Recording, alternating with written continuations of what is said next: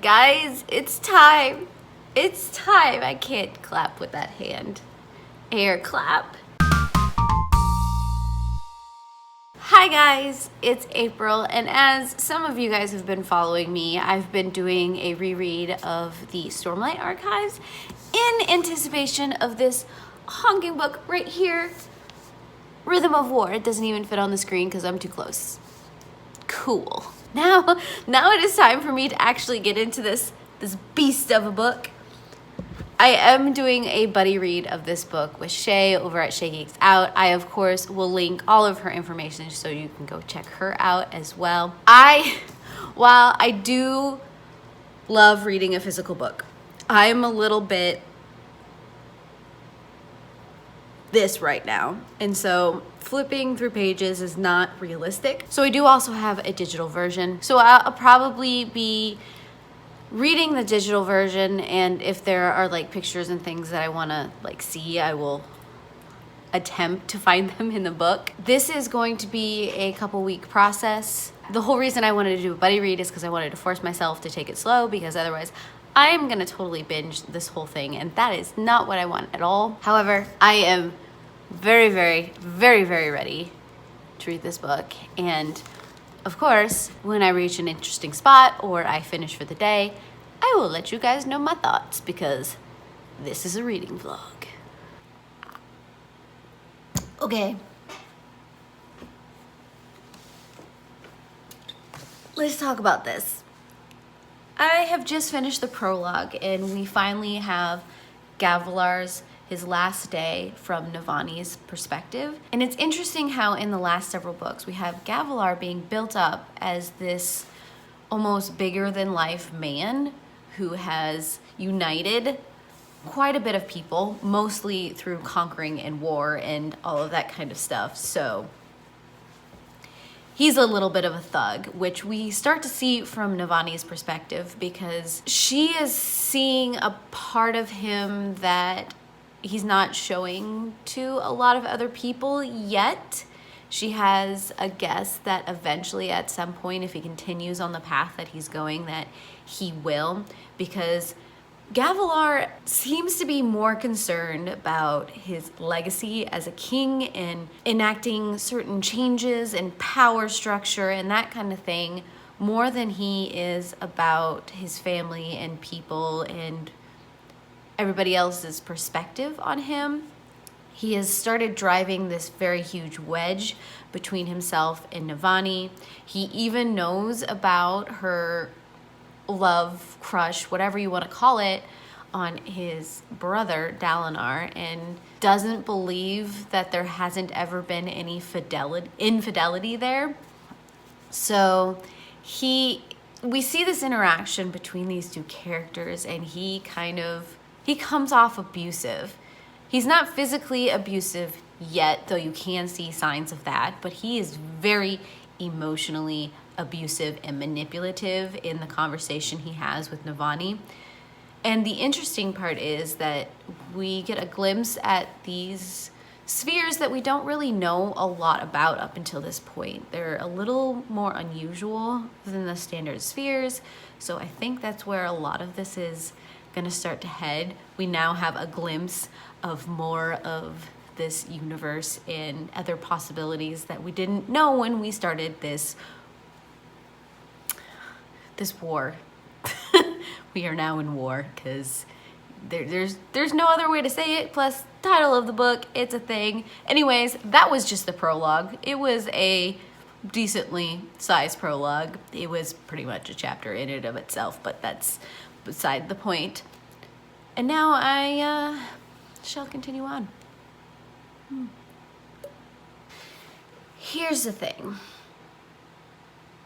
I think some time has passed, though it's not necessarily clearly stated anywhere in here, because we get to see Hearthstone again. So we get a little bit from Lyran's perspective and how the people are dealing with being in the area under the Singer's rule, and then dealing with Fuse and all that kind of stuff.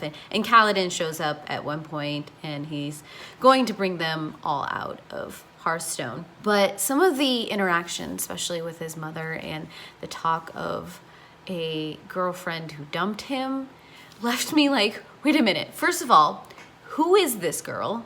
Second of all, how much time has passed? And maybe I missed a reference somewhere. I don't think I did, but I feel like I missed something, especially when we're now jumping to Vale, Radiant, Shallan's perspective. They're still not necessarily one person, but they seemed more in tune with each other, and there's this whole like kidnapping scheme. I feel like I get dropped in the middle of this story and I kind of know what's going on, but there's a whole bunch of backstory that I just wasn't privileged to. So that leaves me, once again, like I said, questioning how much time has passed between the end of Oathbringer and the beginning of this. Because yes, we don't get significant amount of time has apparently passed. Kaladin is still dealing with what I am calling his depression. He's not really sleeping well anymore, and he's becoming weirdly disconnected with himself. And I am wondering if Shallan actually got married, because that was a thing that was happening at the end of the last book, but that is a question I have. Is she married? I don't know. I don't know what is going on. I feel like I'm missing something, and I hate that. I figured since I just did the reread, it wouldn't be this like weirdly confusing, but it's weirdly confusing. So yeah.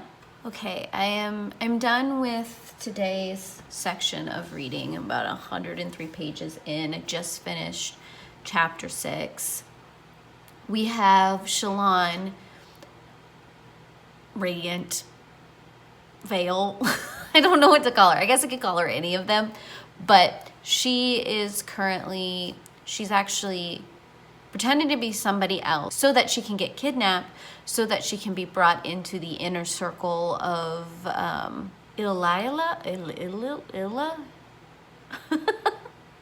There are people who are trying to usurp the current structure of power, and that is why Shallan is pretending to be someone else, to be kidnapped, to get more information about this group so that they stop undermining a lot of things. It is the wife of what's-his-face that Adolin killed.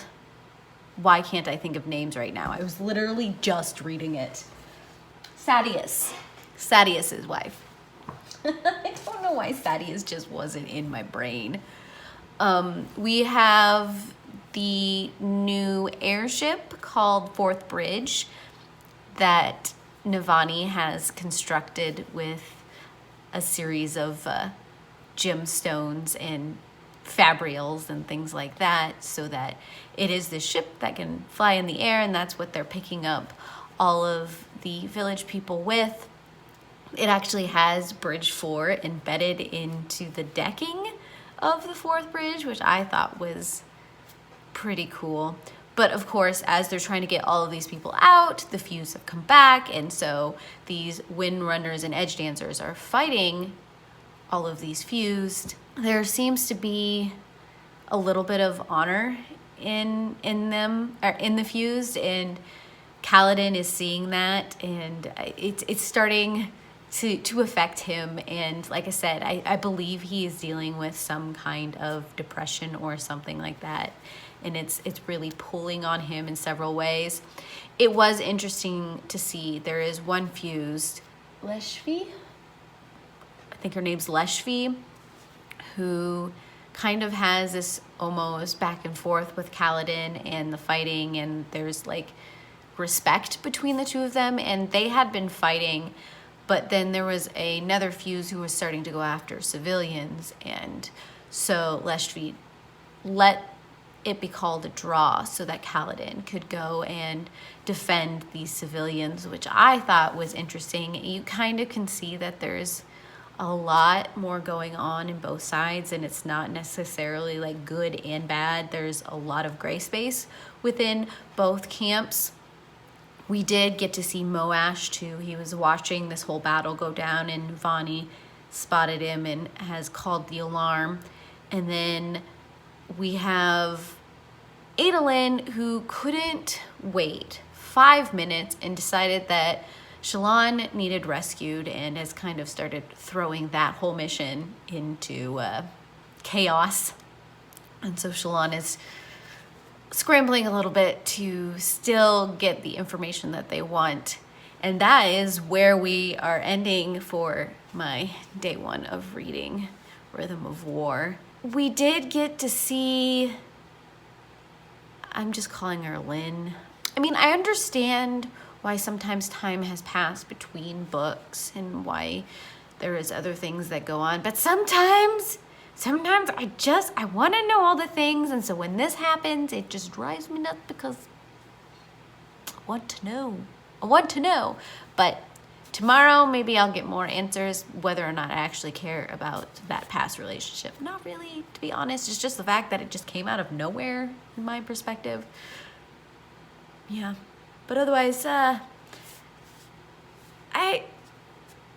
back in this universe. So that's the thing. It is the next day. It is day 2 of my read of this baby, Rhythm of War. Update, I can now use part of my hand. Part of my hand is healed to the point where I can actually use it. I'm still a little bit of a special being. However, I did read up to chapter 10 or 11. Is it 10 or 11? Started this without really thinking. Chapter 11. I've read up to chapter 11, and we've had a couple things happen. So Shallan has confronted Ile Sadius, got her name this time. And in the process, Ile kind of started to drop information about all the things that she was planning, not necessarily that she wanted to be king or that she wanted to be queen. She just wanted the rightful heir to become king, even though he's 6 years old, which is Elkar's son. And in the process, she wants, of course, to be the overseer until he's of age kind of deal. But she seems to have kind of like given up on that idea, and she's more in survival mode, which she brought up the Ghostbloods and how there might be a lot more to all of it, because she just assumed that the person that Shallan was imitating was sent by the Ghostbloods to kill her, which since Shallan is like almost all over the place and the Ghostbloods kind of have like pulled her into their midst, it's kind of true.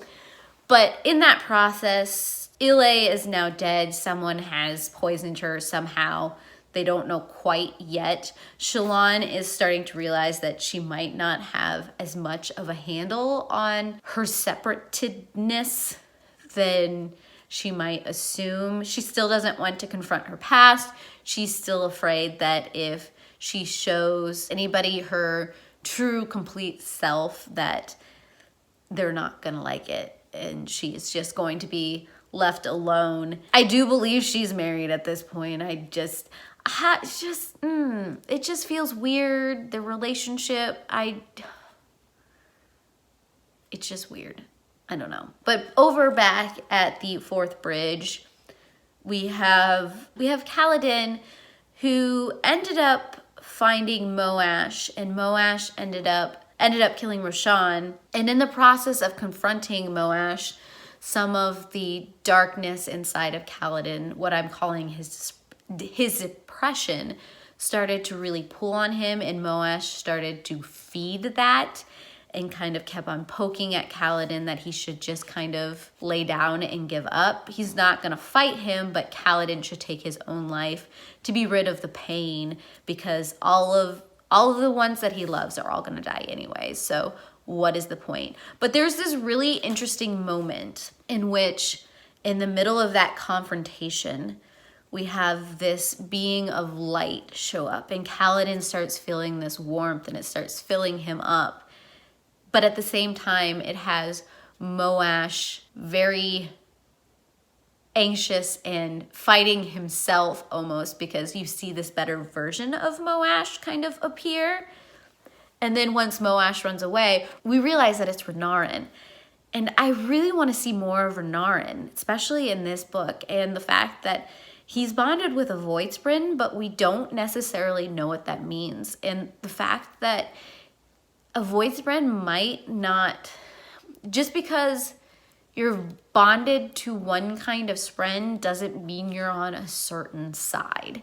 And I think that's what it's starting to come down to, because sprens themselves have thoughts and emotions, which you also start to see with Navani, because they have this new fabrial that they've pulled off of one of the fuse that dampens any kind of ability that comes from Stormlight. And there's a span read that just started up that is telling Navani to stop all of her technological advances with capturing sprens and creating these fabrials, because it's not right to the spren. And it is something that I've started to think about ever since we went to Shadesmar. The fact that these are conscious living beings, and these guys are, without even thinking about it, forcing them into gems to do their bidding. And I think that is going to start coming to play in this book. I know in the brief synopsis, there's a whole debate on the technological advances that are starting to happen with the fabrials and what all of that means and what that might be doing to the Knight's Radiance and all of the bonding and the connections. But also in this message, besides the fact that whoever's on the other end is telling Navani to stop capturing these spren, is the fact that you can't necessarily believe the words of an honor spren, which kind of goes against the concept of an honor spren. And you're starting to see a little bit of the fact that these spren are beings unto themselves, and I don't necessarily think all of the humans are grasping that, because we have this one honor spren who lost their bonded, and Kaladin is almost trying to force it into bonding again, possibly with an enemy, so that they have a secret man in the mist, which I just think is all kinds of wrong and whatnot. But the fact that this spren might be grieving, don't even give it a grieving process, when Kaladin himself is going through a whole bunch of mental stuff, and Dalinar has now forced him to actually think about that process, because he's having Kaladin step down. And what that necessarily looks like, Kaladin has some time to decide where he wants to be placed, because Kaladin doesn't think he's going to be able to handle watching his former men fly off without him into battle. So he has to make some decisions, and it's really hard to see Kaladin deal with the fact that he can't necessarily handle all of this and start to come to the realization that this depression, this darkness inside of him is affecting him more than truly believed. And the fact that no one around him really understands it. I mean, Dalinar is just kind of pushing him to the side. I mean, it's out of love and respect for Kaladin, for sure. But at the same time, there's no time being taken into looking into why this might be. Syl is struggling to understand where all of this is coming from and why he has these lapses, especially when he's drained of Stormlight. And then his own men, they see parts of it, but I don't think they fully grasp the ramifications of everything. So it'll be interesting to see how this shift in structure with Kaladin leaving everything, especially since he's pretty much the one who started all of this with Bridge 4 and the Windrunners, how that affects morale and the continued development of the Knight's Radiance, and then what Kaladin himself will do. Part of me almost thinks that Kaladin is going to start looking in further to the Parshendi side of everything, the singer side of everything, and the fuse side of everything, because he seems to have this started understanding that they are like us kind of deal, and that's part of his issue with fighting them sometimes, is the fact that he sees himself in them. And so I'm wondering if there'll be some kind of development or connection that direction. I don't know. It's just a random thought. But I have, I believe, 11, 12, 13, 14, 4 more chapters that I need to read for today. So I will let you know if I have any updates. Of course, I will update you by the end of my reading for today. But yes, if there's any updates in between that, I will definitely let you know. I just finished today's reading, which means I have now reached page 209, which is the beginning of chapter 15. Some things have gone down. I mean, I would hope that they would go down, otherwise this would be a very, very boring book. But we've jumped back to Venli, who is the Parshendi who is being called listener, who managed to avoid becoming a fuse by having Timber, who is a radiant spren, as her bonded. Of course, the fuse don't know this, and she is actually one of the servants of Leshwi, which is the fuse who Kaladin was originally fighting over at the Fourth Bridge. Venli is trying to collect other like-minded singers to become listeners in hopes that eventually they can kind of just like sneak away and start their own little quiet compound that can block out everything that's going on. Of course, that's going to be a lot harder than she anticipates. It's interesting to see how her and Timur interact. Of course, there's some fear in her of exploring her powers, so she hasn't gone too far with all of that. But we're starting to be introduced to some of the older fuse that probably are the reason why the Parshendi never wanted any of them awakened in the first place. So the fuse that Kaladin had taken out because it was attacking civilians is called Lizan, which is also the pursuer. And this particular fuse likes to eradicate anybody who's eradicated him. So he's now put out this request that he can just go off and then bring about the end of Kaladin Stormblessed. Of course, Leshvi kind of steps in and says, hey, I have a previous claim on him. I declare rights to him first, so hold back. And Venli is kind of interpreting this as protecting Kaladin, even if Leshvi doesn't really realize that.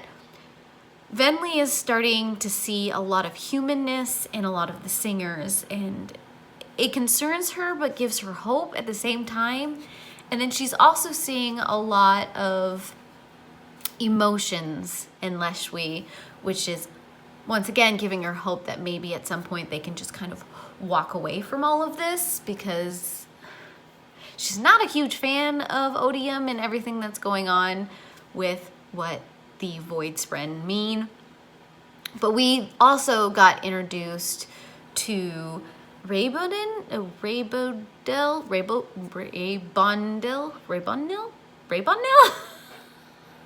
making up names, trying to figure out how to pronounce these things.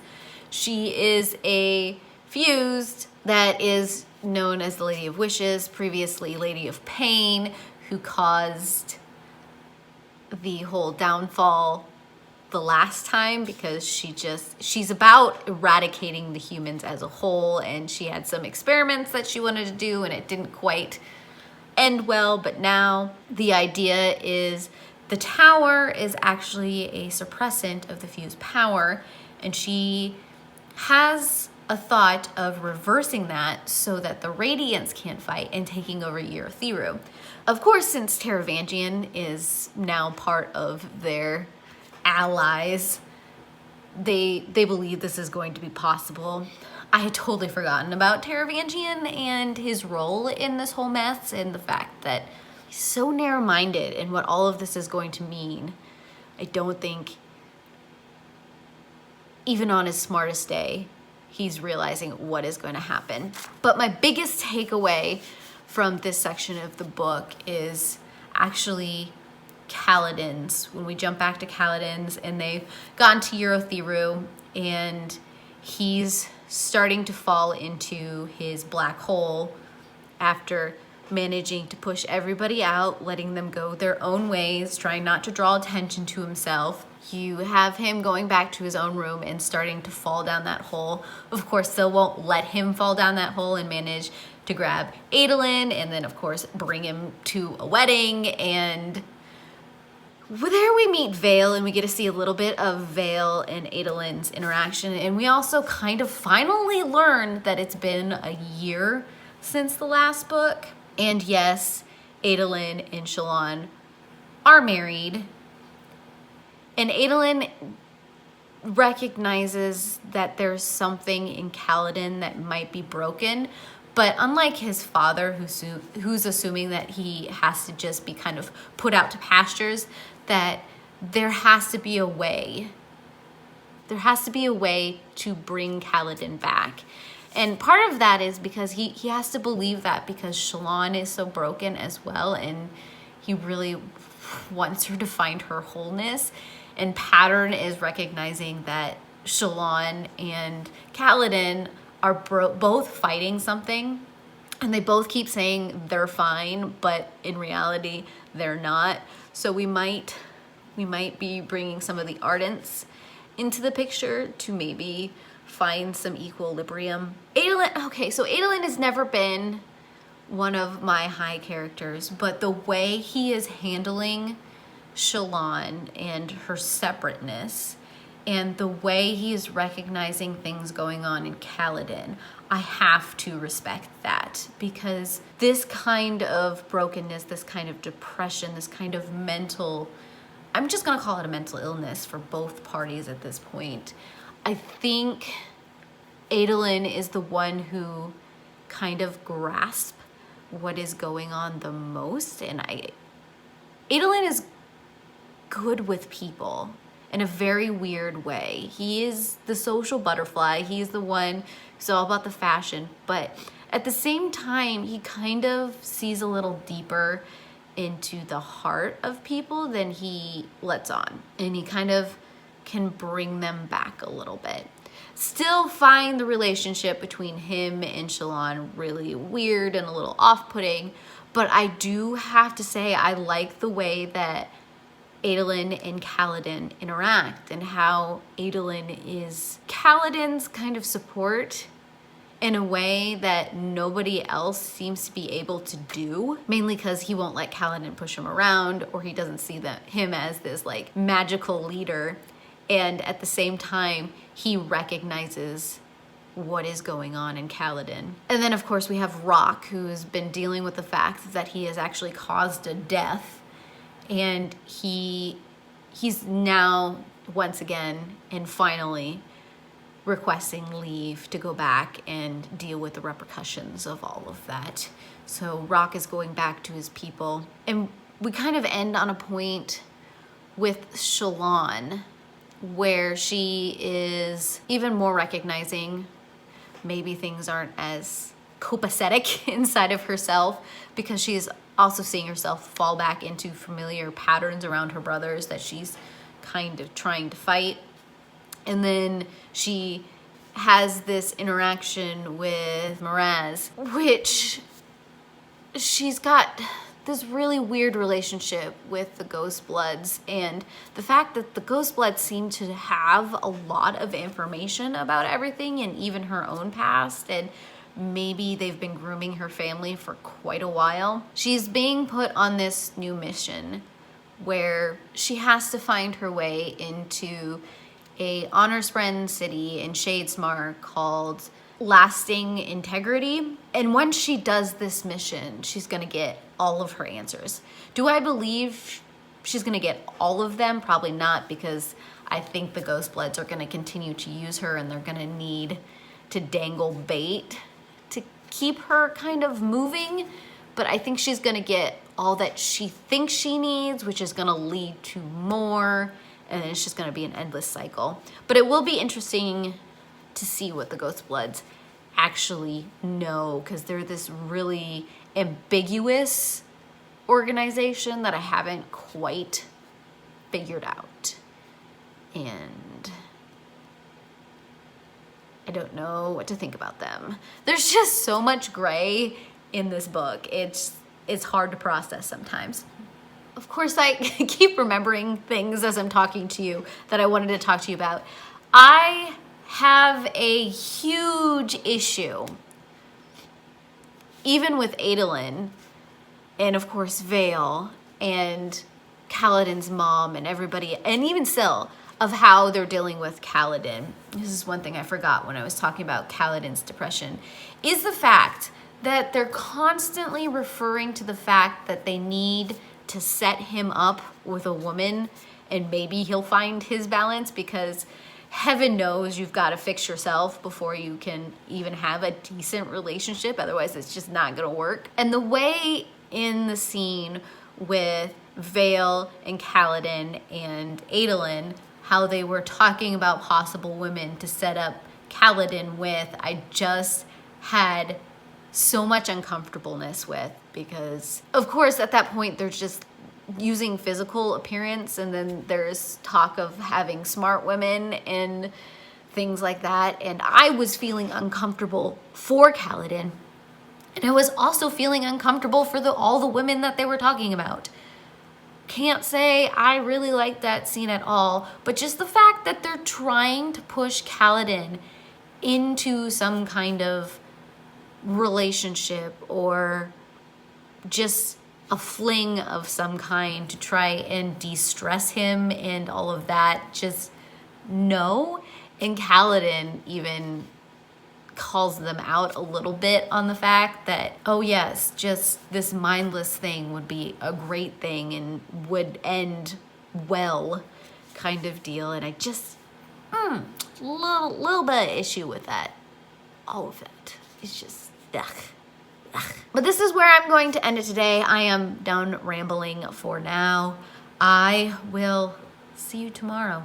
It is the third day of my read of Rhythm of War. I did finish the section that I wanted to read today. I'm on like page 297, which is the end of part 1 and through the interludes. This section seemed to be a little less action-packed than the first 2 sections that I read. Here we're back at Irotheru. We're starting to think about strategy and how we want to come at the singers, and that is one of the reasons why we picked up Mink. He is a very sound strategist, and this is leading to the fact that Taravangian is still in the city. We're still deciding to use his army. He's got, of course, ulterior motives that nobody else knows about, but he is willing to send his army off for Odium's plans. So things might get a little sticky as everyone starts to leave and start their new attack. They don't know necessarily that this is a trap of any kind. We have Kaladin, who's still struggling to find his new purpose. He did go to Zazel, which is the sword master who's an ardent, to see if maybe that was the path he was supposed to take, and pretty much got his butt handed to him. And he had this really interesting conversation with Zazel where we start to realize that he is kind of technically the Walking Dead, is one of the terms he used for himself, because he had died at one point and then he was refilled as something new, kind of like the Fused. And essentially Wit is very much that as well. He calls himself a type 2 entity. So there's some interesting things that could be going on there. And then Kaladin, finally just comes to terms with maybe the fact that his new purpose is something that he has been avoiding and still kind of wants to avoid, and that's becoming a surgeon with his father. Because after affirming his father that surgeons were still needed, Kaladin had to come out with the fact that he has been let go essentially from the army, and Dad automatically assumed that he would come back as a surgeon and this was his life path. And Kaladin, not knowing what else to do with his life, is kind of like, this is not the option I wanted, but it's the only option I see at this point. I don't think this is going to end well for him at all. His passion is just not there. And Syl is struggling to understand this darkness, and I can very much say that yes, this is depression. It's just going by a lot of different names. Right now, Syl, she got her own little interlude, which was very interesting. There was a high storm going on, and of course she had a conversation with the Stormfather, wanting to be able to feel what Kaladin is feeling so she can understand his dark brain. And of course, that isn't necessarily something that the Stormfather is willing to do. Not that he could do it. He has the power to, just not the means. So she ended up having this conversation with Dalinar, and Dalinar kind of talked her through the fact that she has kind of felt something similar to it in the past, even though she's been suppressing it when her other bonded had passed away and she was left adrift. And so Syl is starting to come to terms with that's a little bit of what Kaladin is going through right now. It's just more episodic and sporadic than what she dealt with. So it's good to see some of this take on mental illness being performed here. I like seeing that in both Kaladin and Shallan. I think that's my favorite part of the series so far, is just the inner workings of the mind and how they're having some kinds of physical manifestations in this world. And we're starting to learn some really interesting things about this universe, because we now have two of the heralds at Yerothiru, the two that we had rescued in the last battle in Oathbringer, and they're starting to drop some information about the Oath Pack that was keeping everything contained for the longest time, and the fact that it wasn't a prison in a different realm. It was actually on a different planet that you can actually see in the sky at certain times. And I feel like that is going to come into major play at some point, is the fact that we're really starting to throw a lot of sci-fi into what felt like a traditional fantasy, because humans aren't the original inhabitants of this world, as we've learned. And so that means they had to come from somewhere, which means there is space travel of some kind. And then the fact that this Oath Pact is not a different realm, it's a different planet, reaffirms that there is space travel happening in this universe. And it's weird to see how the battles between Odium and Honor have constantly made evolution backslide and technology backslide and knowledge backslide. Both races, everybody always lost so much in all of these continuous battles, because I mean, at one point, humans knew how to travel the stars. They don't anymore. At one point, there was all of this technology that we're finding at Yerothiru that we're just now trying to figure out how it works again. And then even the Parshendi, the listeners, the singers, they at one point had some kind of system, some type of city, some kind of technology that got taken from them as well. Because you can see that in the fact that the gem hearts that they were trying to battle the humans for, they were using them to grow plants. So there is a lot of knowledge that is just constantly being lost. And I think that's also playing into some of the issues that's happening with Navani and her capturing all of these Sprens to create these Fabrials. And maybe there was a better way to do it in the past that didn't seem so inhumane as what they're doing now. Because, yeah. Surprisingly, we didn't see a lot of Shallan in this section, but we finally got to see Yasna. Yasna is king, queen, whatever you want to call her, and she has wit at her side. So she has this source of information that she's using to bounce ideas off of, which I think is good. I want to see more of Yasna and Wit in this book. I want to see some of their interactions. I do. Otherwise, I think the only other major thing is we got to see a little bit of Ja Anat and the fact that she's got secret plans of her own. So Ja Anat is the keeper of secrets. She's one of the unmade. She's technically under Odium's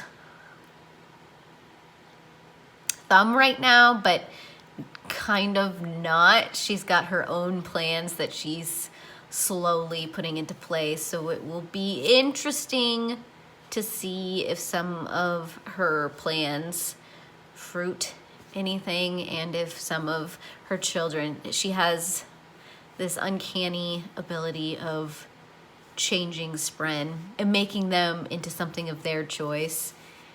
So we've got a lot of players on this field, as we do for a lot of Sanderson. I am a little terrified of this coming battle. I don't think it's going to end very well. Kaladin, I don't think, is going to find the peace he is looking for being a surgeon, though he does have these moments when he's in battle and he thinks about these things that make him more of himself. So whether or not he finds his purpose in that,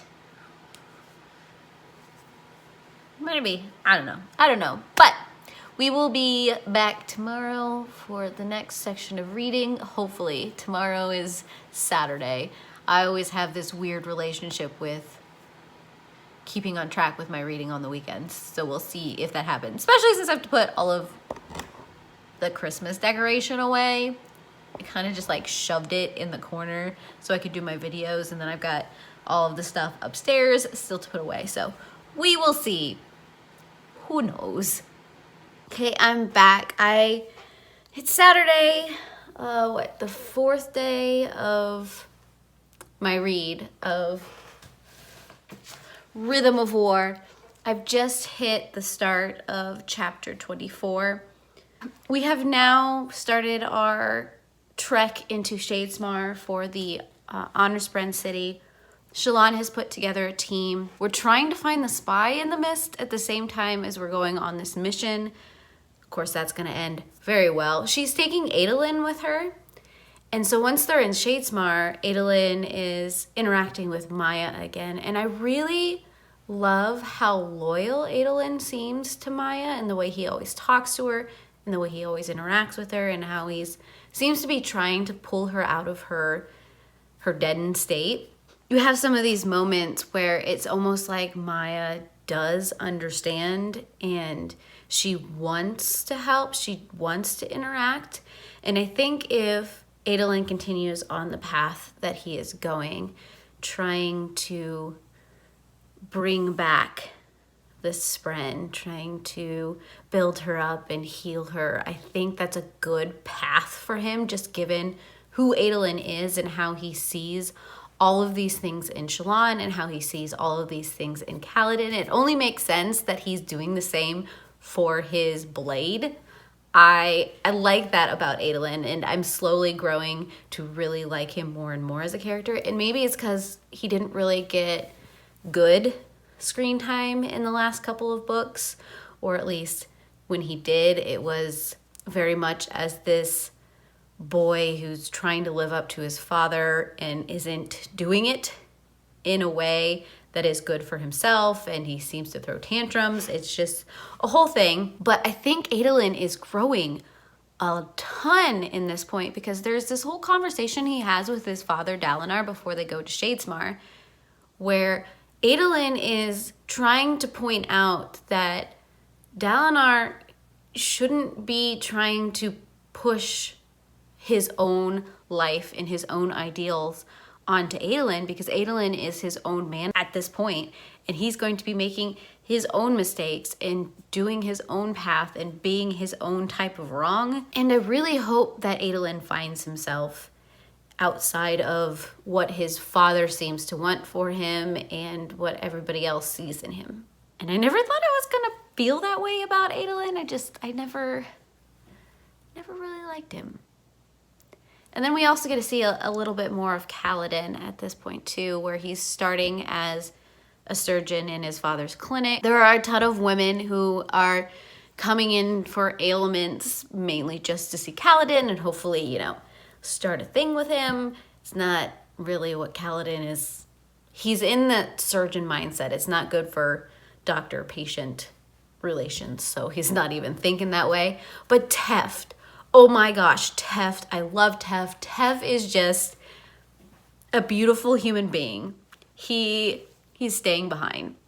He came into the clinic claiming to not be right in the head, that this fighting has just gotten to him, and Kaladin is trying to make him go back because he knows this is kind of just a ploy to stay with Kaladin, and Kaladin can't really do that anymore because he's not necessarily the boss of Teft. Not that anybody is ever the boss of Teft, but Kaladin eventually just kind of like, I can't fight this, he's gonna do what he's gonna do. So now Teft is Kaladin's aide, and I think it's a beautiful, beautiful, wonderful thing, and I like it. I'm glad that at least one of Bridge 4 is seeing what is going on with Kaladin and is wanting to be there for him.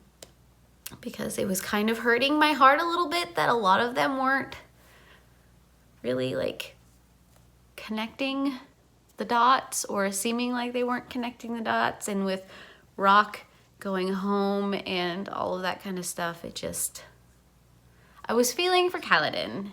And I'm glad he has Tef.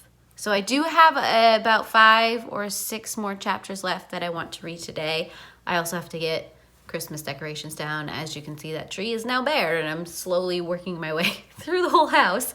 So I will let you know when I read more and I have words, and hopefully my hair isn't as ridiculous that time around. Doing your hair with only partial use of your hand is an interesting experience. Okay, so most of the day has passed, but I finally got through the reading that I wanted to get through today. I am now on the beginning of chapter 30, which is about page 404. We are traveling Shadesmar at this point. We're starting to see that Radiant and Vale are very much concerned about Shallan and how she is using them and hiding within herself about everything going on. And they're kind of starting to team up in hopes that Shallan will eventually face what she's trying to hide from, because they are recognizing it's not good for everything that's going on. We also get to see a little bit about how drawing is a release for Shallan, but it's weird seeing things with Shallan right now because of how the personas work and how it's influencing the paths she's taking and her relationships and all of that. She's trying to find the spy in the mist and thinks it's Ishna, and then comes to learn that it really isn't, even though there were some things that Ishna was hiding. And when she's confronting Ishna, she's starting to realize a few things about herself as well. As pulling this information out is going to be hard, but it is also a release in and of itself. Whether or not that actually means that Shallan is ever going to face everything, who knows. The biggest thing I'm taking away, at least from the Shadesmar side of thing, is Adolin himself and his relationship with Maya, and how he's got this sense of loyalty and duty to her. And everyone keeps saying that she's a Deadeyes, there's no way to bring her back.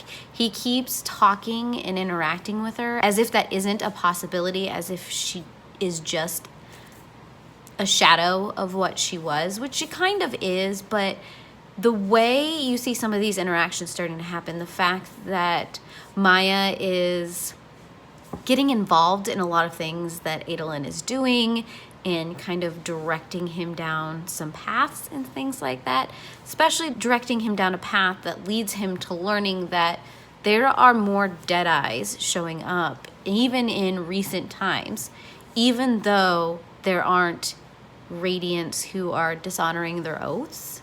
So there's something going on with Deadeyes and more Deadeyes, new Deadeyes. But there was the moment where Adolin was talking to Maya, especially about Shallan, and he kind of had this little mini confession that he wasn't sure he was doing the right thing, because he really loves Shallan, but there are times where he's a little bit jealous of when these new personas come up and take over and he doesn't necessarily have his wife anymore. And he's kind of like talking to Maya as an outlet, as a release. And he has this moment where he confesses not to be good at being a friend or any of that, which I find kind of surprising given the way he has been handling Shallan and has been handling even Kaladin. He seems to be the most understanding of their difficulties to anybody in their interactions. He has this calmness and this ability to bring them out of their shells that I don't think he recognizes. And maybe he just hasn't had the opportunity. He hasn't been in the right crowd to really grow in that confidence of those kind of interactions, which I'm glad he's getting that now. And speaking of mental illness and handling them correctly and all of that, we have Kaladin and Tev, who went out to find this patient that somehow got shuffled around. His niece is looking for him. He had been shuffled to the Devotery of Mercy because he had attempted suicide several times. So this place of mercy is almost like an asylum, and it's almost as archaic as an asylum. These people do not know how to handle any kind of mental difficulties, any kind of mental diseases. They are just like not aware of how to treat these people and have just come across the fact, or have just decided that these are all incurable things, and so we just need to isolate them in small confined spaces without any kind of stimuli, in hopes that, you know, they don't hurt themselves and things like that, and kind of just like shuffle them off in the corner. And so when Kaladin is looking for this man, he is starting to get very agitated about the state of things and how they're treating every single affliction of the mind exactly the same, and they're not trying anything to actually help them. They're actually just like, well, it's something that we can't deal with, you know, there's no cure, there's nothing that anybody has ever been able to do, so obviously it can't be something done about it. And Kaladin's like, no, enough of this. They found the guy, they talked to him for a little while, and Kaladin has this light bulb moment, which I am very happy to see, and I can't wait to see what path this takes. Kaladin decides that he's going to take over these patients and he's going to try something new, because this is not working. These people need to be treated, they need to be talked to, they need to find some kind of balance of the mind rather than the body. And it's going to be interesting to see what his dad takes on this when he leaves the clinic. But I think this is a good step for Kaladin. I think this is a project that will help him. And if he's got Teft on his side, who seems to be very aware of this stuff too, even though he layers it in humor, I think this will be good. And I'm excited to see how the introduction of psychology goes in this realm.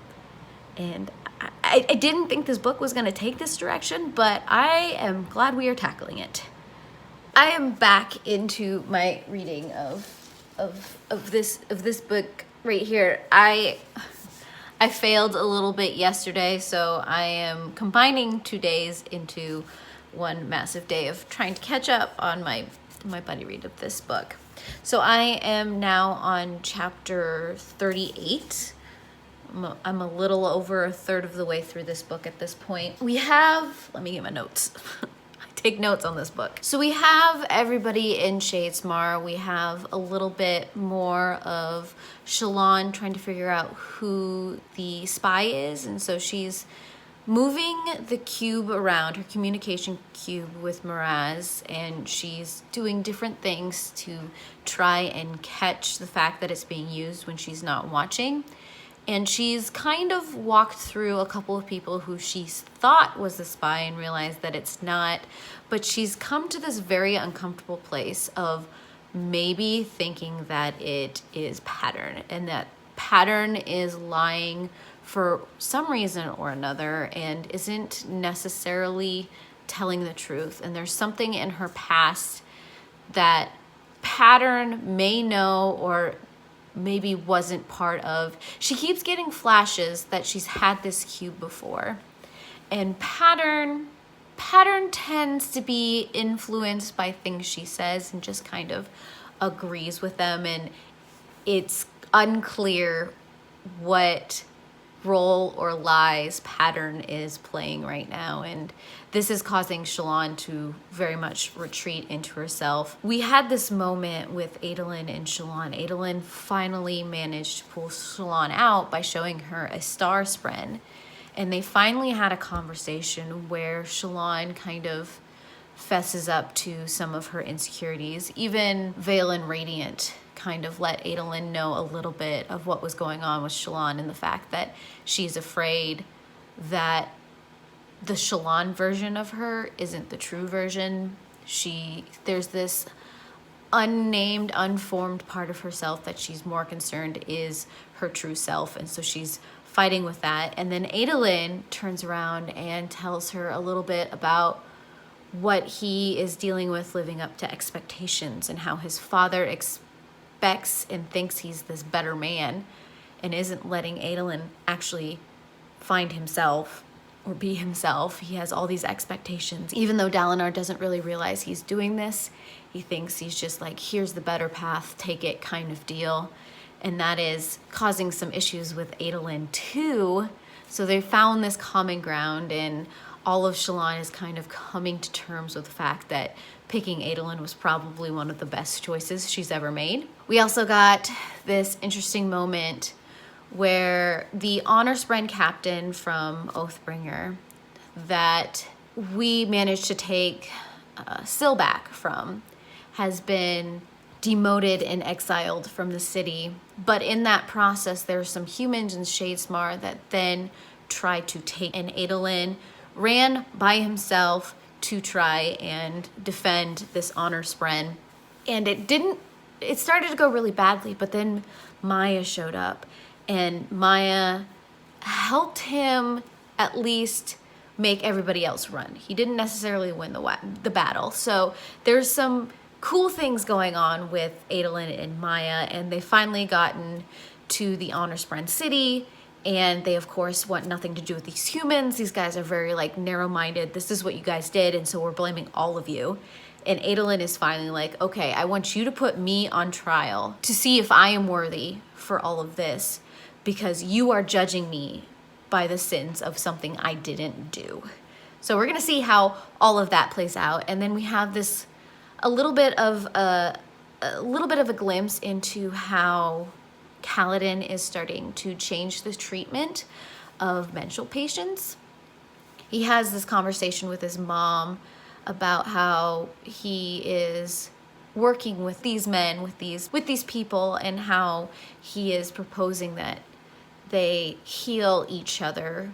And he starts to compare it to how slaves would interact and kind of push each other to suicidal thoughts because they were all dealing with similar things, and how it was also those same people that could bring them back. And that's where a lot of this is coming from. And it's like only someone who has dealt with that can understand. And Mom is just like, but I understand. And Kaladin's like, no, you empathize.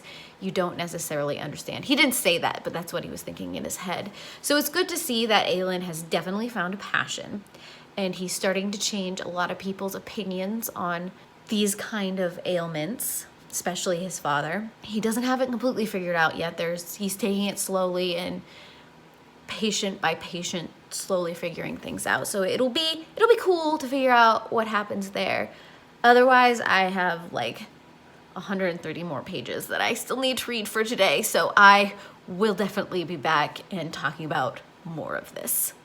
How just finished part 2. We've had this whole invasion of Erothiru. We've had the Lady of Wishes, who's corrupted part of the tower, and so a lot of the gravity surges don't work, and all of the Radiants have been incapacitated. They're sleeping, they can't do anything, or they're unconscious. No one really knows. Navani has surrendered to the Fused. She's agreed to let them take the Radiants and confine them. She has also been in communication with the Tower Spren, who is the Spren that was communicating with her via Spanreed. And that Spren doesn't necessarily go with either side of this war, but right now she is trusting Navani.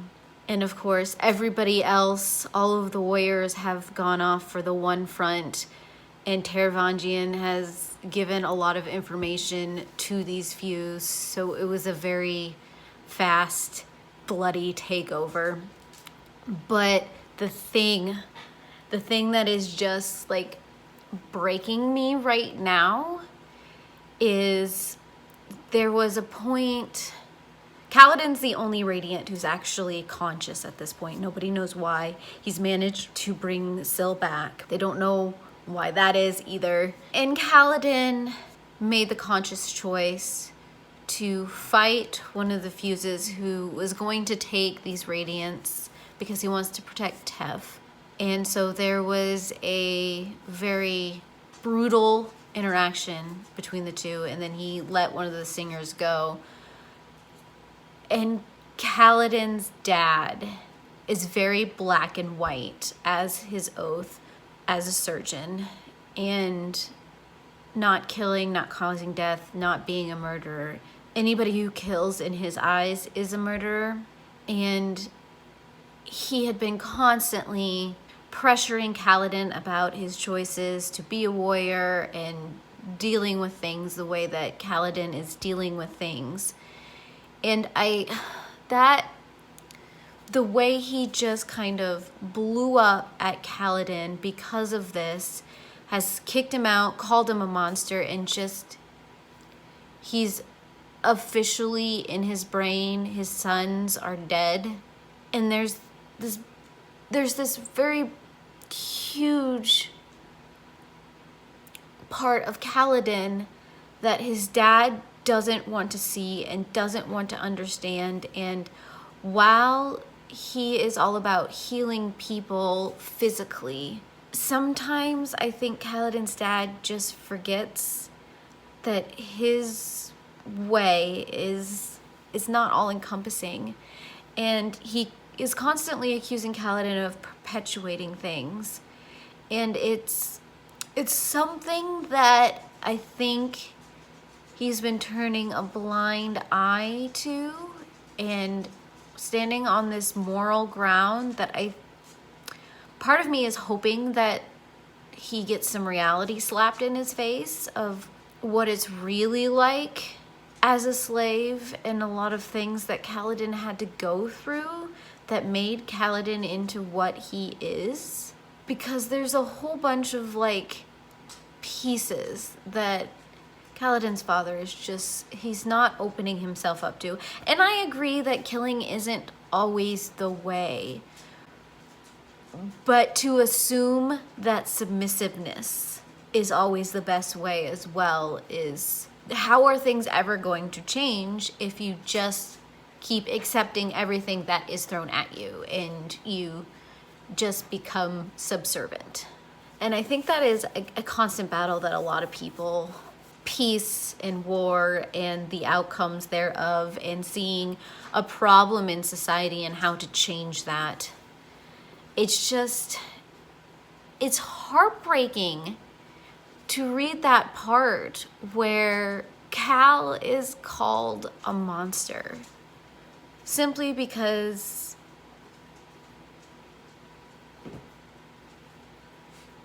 yeah. Otherwise, I don't think there was a whole lot more in this section. It was basically just that takeover in this part, and now I'm about to start some of the interludes.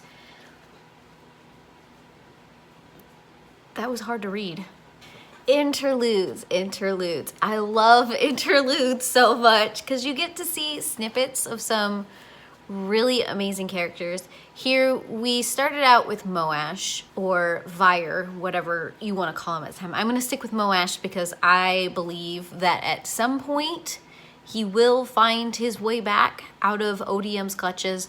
But here in his interlude, we have him conspiring with Odium on how to possibly bring Kaladin over to the dark side, though in the back of Moash's mind, it's more of, let's bring Kaladin to an end so that he doesn't have to deal with all of this because he is a friend. Both of options are just not okay in my mind, because a friend guiding you to self-destruction, no, and then also manipulating you into making choices by ostracizing you from the people who can help you and giving you visions to make you enter that dark, depressed state. Not my favorite thing. But then we have Lift in her interlude.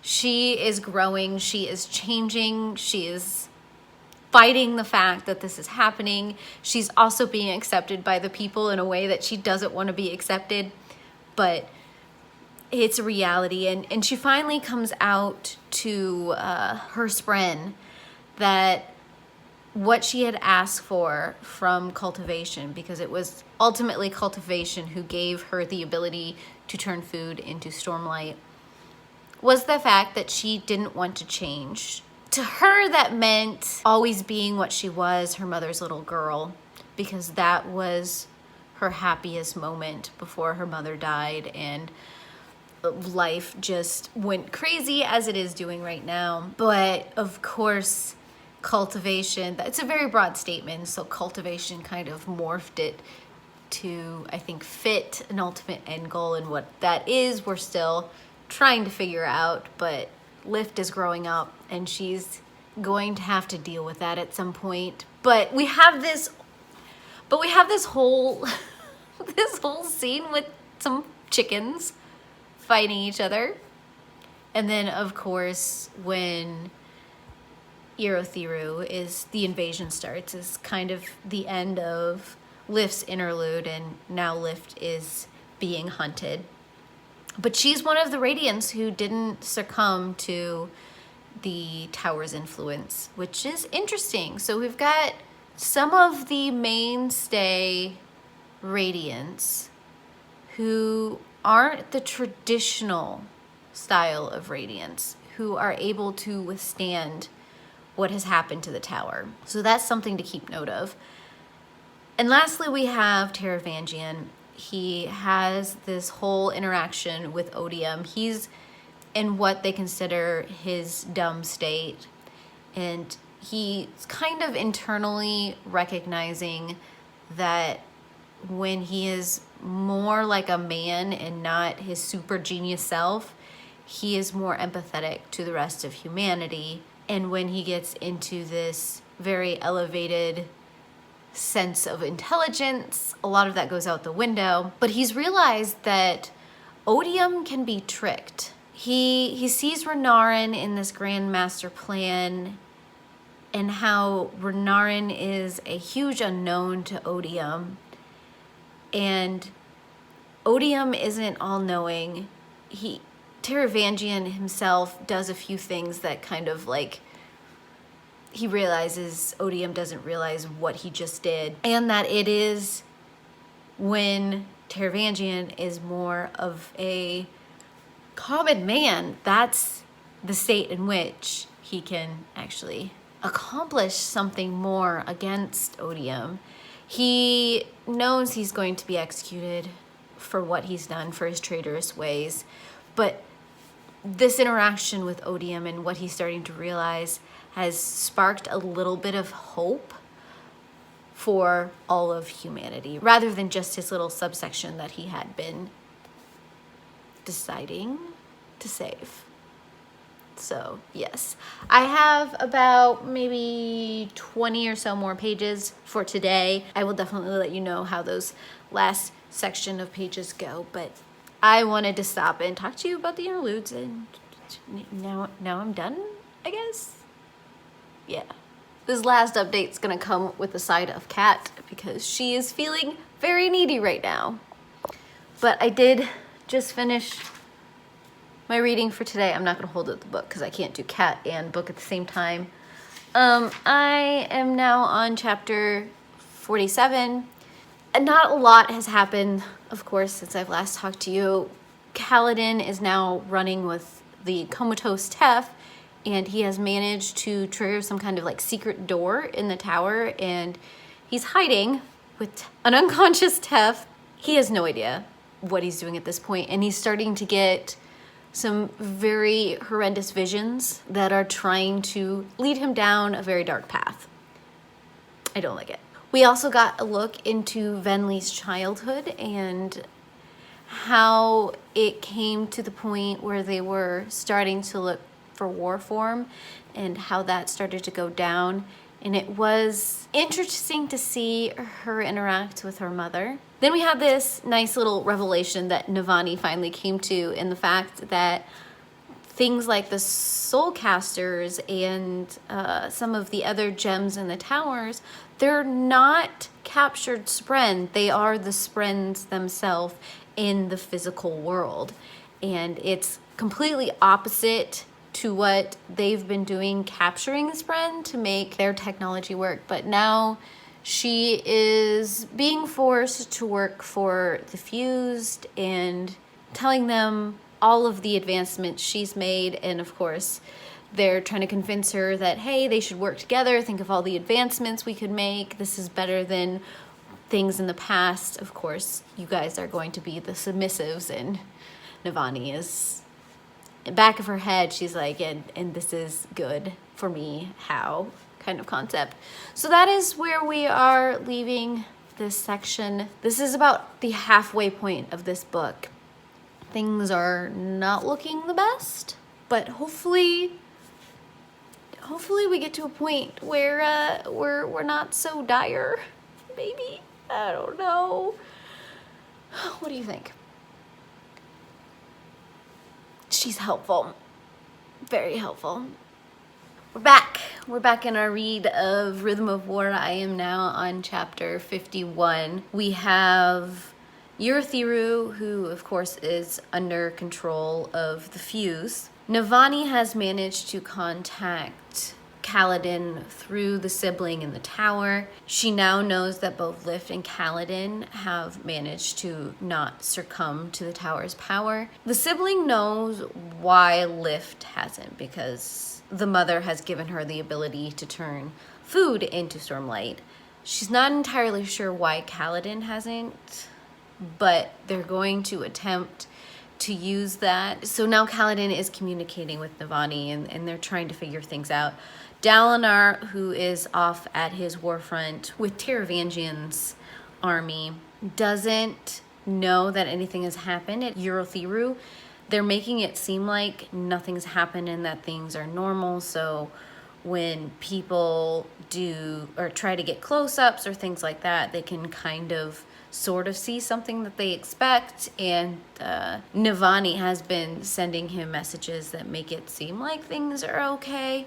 So they don't quite know what to do on that front. However, back at the war camps, Yasna, in a attempt to try to get some of the dissension among the Alethi to lessen, she has put Wit up to harassing one of the high princes. He took the bait, and then there was a fight between Yasna and this high prince. And of course, Yasna prevailed and ended up stabbing him through the neck. But of but she had Renarin revive him, and Dalinar is grumpy that she's using these kind of physical warlike tactics. But Yasna kind of points out the fact that these are the ways they understand right now, and these are the things we need to do. We don't have a whole lot of time, so we've got to run with it, especially since just earlier Dalinar was bemoaning the fact that some of these kingdoms, some of these countries take so long to make decisions because there's these checks and balance systems. So Wit makes this offhanded comment that a person of ultimate power that doesn't have any checks and balances, if it comes to greed and whatnot, is basically just that person who has to keep themselves in check. So he's kind of poking at the fact that Dalinar's like, he likes this kingship hierarchy, but then at the same time, he gets a little bit huffy when people don't necessarily talk things out. So there's this conflict within Dalinar about how kingdoms should be run, how countries should be run, how people should be oversawn.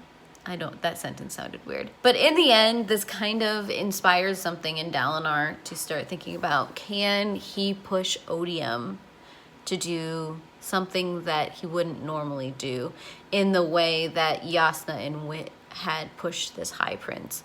Because this High Prince ended up doing exactly what Wit and Yasna had been planning on. Can Dalinar do something similar with Odium? Because Dalinar had a little bit of a vision when he bonded with Nalin, and he sees that one of the strands of the Oath Pack are still there, and so he's starting to put together this plan of what that could all possibly mean. What does that mean? I don't know. We're about to find out. I've hit chapter 58, which is as far as I want to go today.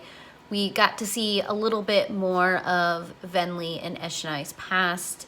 It seems like their mother is starting to have some issues with her health and things like that. Eshonai has found the humans. She has brought them into their home, and it just so happens that this, of course, is Gavilar and Dalinar. And Gavilar is trying to learn a lot about them. And Dalinar gives a warning to Eshonai not to necessarily trust them, because they will push, and they don't always have other people's best interests at heart. So we also have this interaction with Venli at that time, where there is this human from that party that gives her a red gemstone, seems to be able to speak their language very well, mentions other forms of the past, and is like, well, when you make that decision, here, go out into the storm and break this.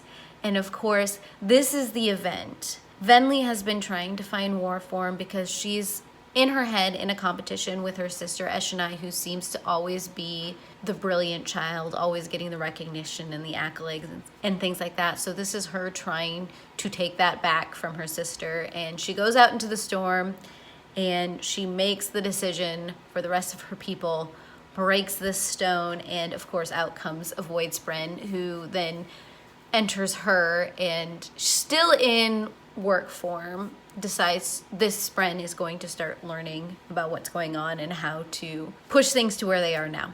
So that is how all of that started, and how the fused and Voidbringers and all of that, the start of the end. We also, jumping back to present time, we have Dalinar, who's talking with Renarin, and Renarin still not 100% trusting his own self and what his visions are and what they could be. He knows he's seeing possibilities. He knows that he himself is causing this unknown future, especially with the people around him, and that Odium and himself are only seeing possibilities. And Dalinar is like, well, even if this information is coming from Odium, there still might be a way we can use it. So Renarin is still kind of trying to find his feet. And there are some more of these converted Spren that maybe could bond with other people. And it seems that Renarin has an idea of one such person. Be interesting to see who he's thinking of. Back in Yerothiru, we have Venli, who has now heard that Stormblessed is one of the ones that isn't comatose, and that might be why a lot of the Windrunners are still very much a little bit active in their comatose state. And the Pursuer has found out about this. Venli went, of course, to Leshwi and told her this, and managed to get Kaladin's family underneath Leshwi's control rather than the Pursuer's. And at the same time, she is plotting to possibly run away with some people that she has come to convert to the Listener ways. And there might be another Listener. Cliffies. This one ends in a Cliffy, but that's it for today. I'm excited about getting back to tomorrow, but I'm on page, 697. I'm gonna be starting chapter 58. It's gotten to the point in the book where it's like, things are happening. Lots of things are happening. How is any of this going to fall out? Because it could be very bad. So I may have just kind of sat down and binged through the whole section of my reading today, which means this is going to be the only update for today. I'm not mad about it because I was invested in what was going on, because Cal is running around the city doing missions for Navani and the sibling in the tower. He's managed to procure some span reeds, but in the process of doing that, he had to go and try and protect one of the nodes of the tower. He had this battle with the Pursuer, and of course the Pursuer is never going to let Kaladin go because Kaladin has managed to thwart him several times, kill him. He's not about that. It's not going to end well. But Kaladin did end up destroying the node. Whether that's a good thing or a bad thing, who knows? But Kaladin is still struggling with some very dark thoughts, and Syl is starting to remember her past, which kind of leads her into some of those same spirals. Not exactly the same, but some of those darker spirals, especially when she thinks about her last bonded. And I think Syl and Kaladin have kind of come to an understanding that when these dark moods hit either one of them, they need to talk it out with the other. And I'm hoping this will start some kind of therapy within Kaladin and Syl now that Syl is doing her thing. And through all of this, we're kind of starting to learn that Spren, though they have this very firm knowledge in their own minds that they never change, they're unchanging, they're immortal, they're eternal, whatever, they are what they have always been and will continue always to be so. Syl points out very adamantly that this is not true. They do change. Whether or not they recognize it, they do change. Sometimes it's a little slower than what they see in humans because of the length in which these guys live, but Syl isn't the same that she was back then, and recognizing that means Spren change. So that's something.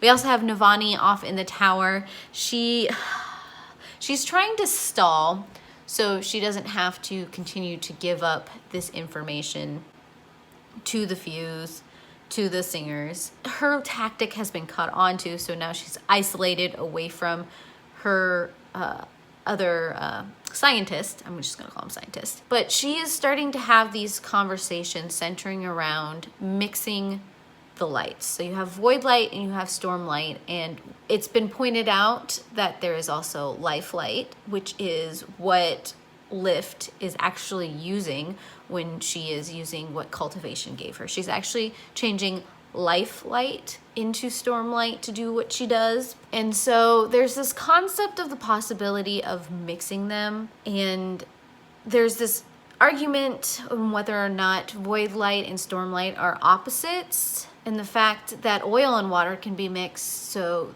these are mixed, or these can be mixed, but oil and water aren't opposites. So Stormlight and Void Light aren't opposites. So Navani has been set on this task of trying to mix them together.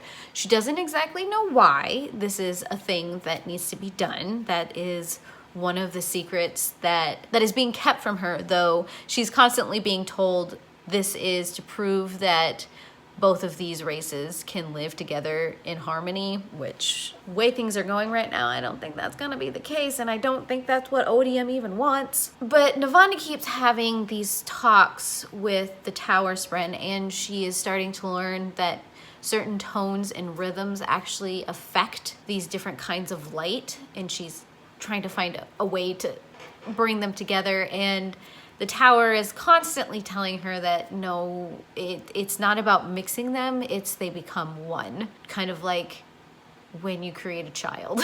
It's kind of the analogy that the sibling tried to throw at her, and the sibling is just getting all kinds of frustrated. She doesn't trust either side. She hates that she is constantly relying on Navani, and then Navani throws out this idea of, well, think about bonding. Maybe not with a human, maybe with a singer. Because, of course, we have R'lyn, who is the Parshendi, who is part of Bridge 4. Maybe he, since he is not under Odium, maybe he would be a good choice. And this might be a possibility in the future, and I kind of actually hope it is the case, because I see R'lyn taking a bigger role in everything that is going down, especially given how he's been seeing both sides of all of this playing out. Venli's been trying to maneuver things so that she can get her new listener group out and away, and they can start their own little whatever. But Venli is actually doing something interesting. She's got a Radiant Spren. So you think she'd be using Stormlight, but she has been using Voidlight. So this whole mixing and becoming one thing, Venli seems to be doing within herself, even though she doesn't know she's doing it and nobody else really knows what's going on.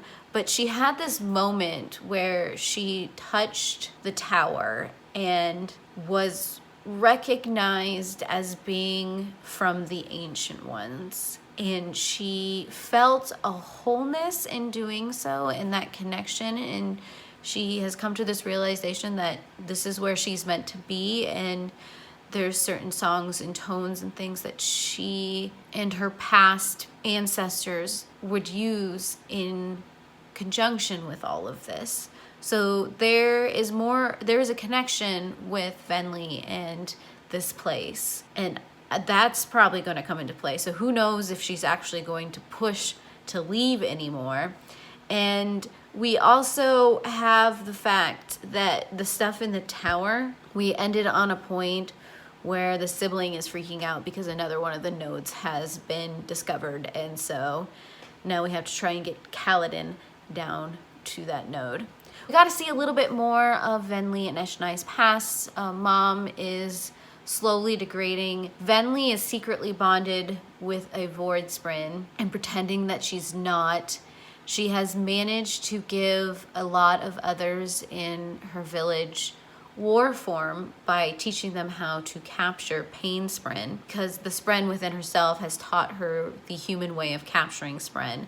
And so now there's, of course, Eshonai is in war form along with several others, and they're trying to get the rest of the clans to join them together as a united front in case the humans ever decide that they are going to do anything, even though secretly Venli and the Spren are pushing them in that direction. And you have this moment where they're in war form, and you have the shards and the shard plates, and they have always never used them against their own people, but they have used them for hunting. But I think because of everything going down, especially given what we know in the present, that is vastly going to change, and not for the better. We also got to see a little bit of Dalinar talking with Taravangian. He went in to talk to him because he wants some answers, and Taravangian came out with the fact that, like what Cultivation did with Dalinar, Taravangian got brilliance, but it isn't a steady thing. He only got really one day of true epic brilliance, and he's been oscillating ever since. And he's been doing that in hopes to save like even just a small section, because from what he has seen, there is no way that Odium is going to be defeated. And so Dalinar comes to this moment where he's like, I'm not going to kill you just so that you can see at the end when we win that you're wrong. It's hard to I mean, part of me understands Taravangian, and the other part of me understands Dalinar. It's like, why would you fight for just a few when you can fight for all? And I think that's the conflict between the two of them. We also have Yasna, who, for whatever reason, decided that she needed to experience battle like a true Alethi warrior. And she's starting to come to some realizations on what that actually means and how her uncle has been dealing with this for so long, and she just did it for a couple hours, and she's dealing with all these ramifications. Wit has pointed out that it's all honorable and well and good to prove to the others under her rule that she can fight, but at some point you are putting more risk, and you don't need to learn all of this in one day because nobody else did, and there's no such thing as a fair fight, which is very valid. And then we also learned a little bit more about the Ghostbloods, which I'm finally glad that some of that is coming out, because holy cow, that's been a huge thing in all of this, that the Ghostbloods have been driving me nuts. So there's a moment where Wit realizes that his pen is not a pen, and it's been listening and sneaking information, and that brings up how the Ghostbloods aren't necessarily from this planet. So that's a thing. Yeah. Gonna have to process that one for a while, because I don't actually know what that means in the grand scheme of thing, because we've been hinting for a while that there are other planets and there's a bigger picture, and now it's starting to coalesce and some of those pieces are falling into place. It'll just be interesting to see what the final picture of everything looks like. I'm not quite done with my reading for today, but I hit a natural break point for me. I'm about to start chapter 77, and I want to read 77 and 78 today and then call it good. So we left off last time when another node was about to be discovered in the tower. The Fuse had been listening to the conversations between the sibling and Navani, which is why they knew where that node was. So Kaladin very much stepped into a little bit of a trap. He ended up having to fight both the Pursuer and Leshwi.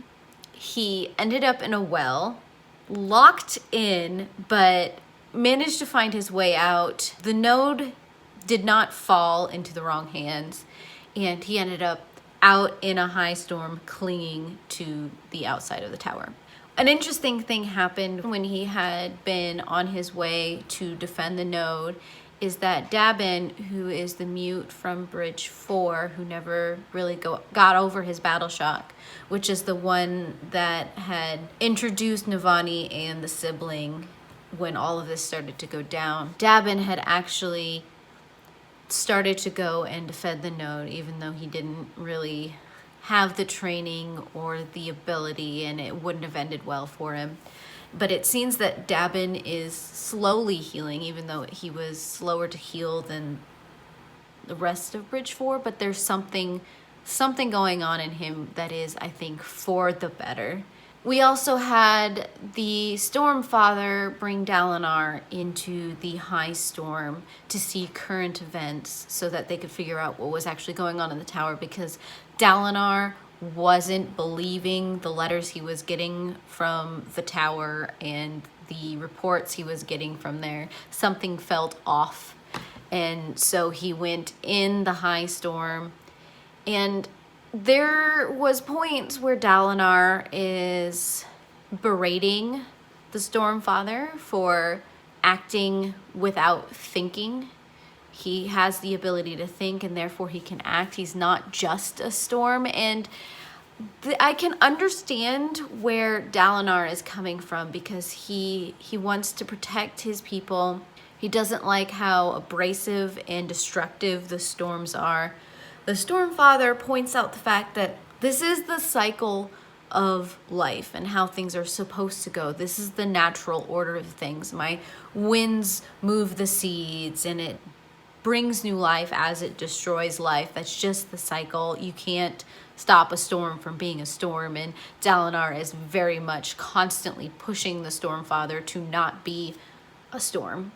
And I don't know how I feel about that, because I see the valid points of there are these things of nature that you cannot control and you're not supposed to control. But when it has a consciousness to it, should you try and persuade it to be more than just its natural destructive self?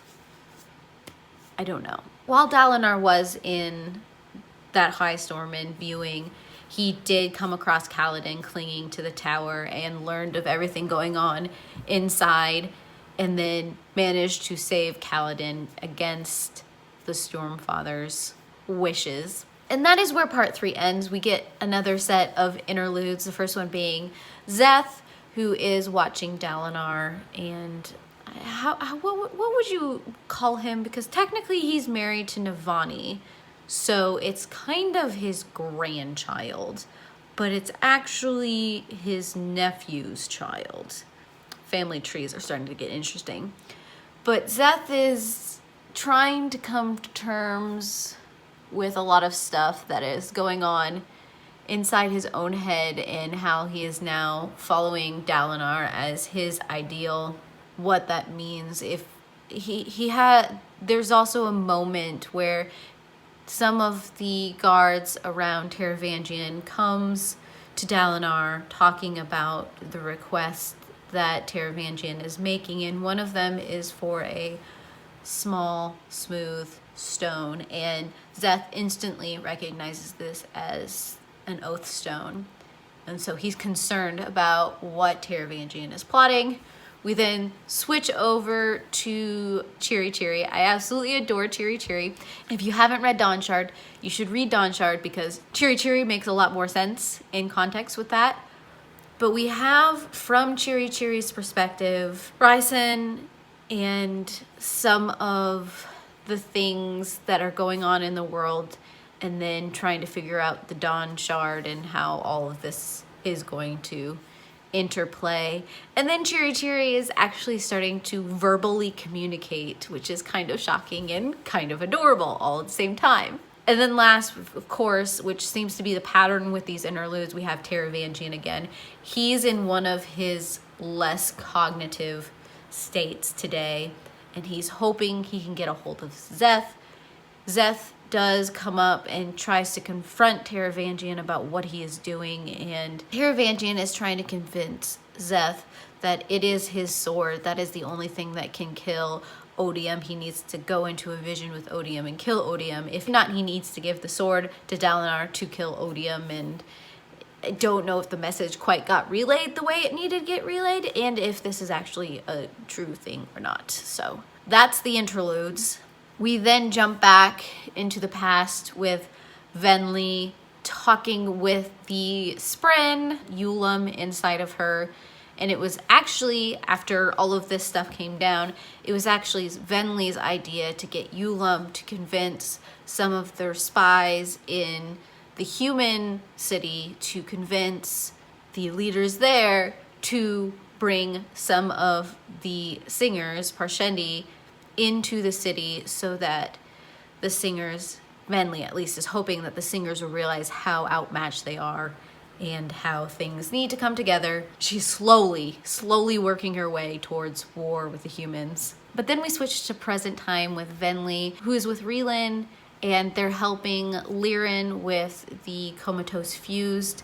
Venli is watching the interactions between Rielan and the humans and seeing just how much more connected with the humans and the way of speaking and pattern and emotions and how all of that is played out, how much closer to that he is than his past listener ways. Then you have this really, I think, important moment between Venli and Lirin, where we see a man who has the Shash brand painted on his forehead, and Lirin is angry about it because in his mind it's only going to lead to death, because it's going to give people the wrong idea, which is going to lead to some kind of attempted uprising, which is just going to lead to a massacre.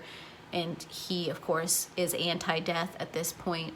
But Venli sits there and points out that this is also giving them hope to actually move on. And I think that is a huge piece that Liren constantly forgets about, because Liren always has a purpose. So he always has something to drive him forward.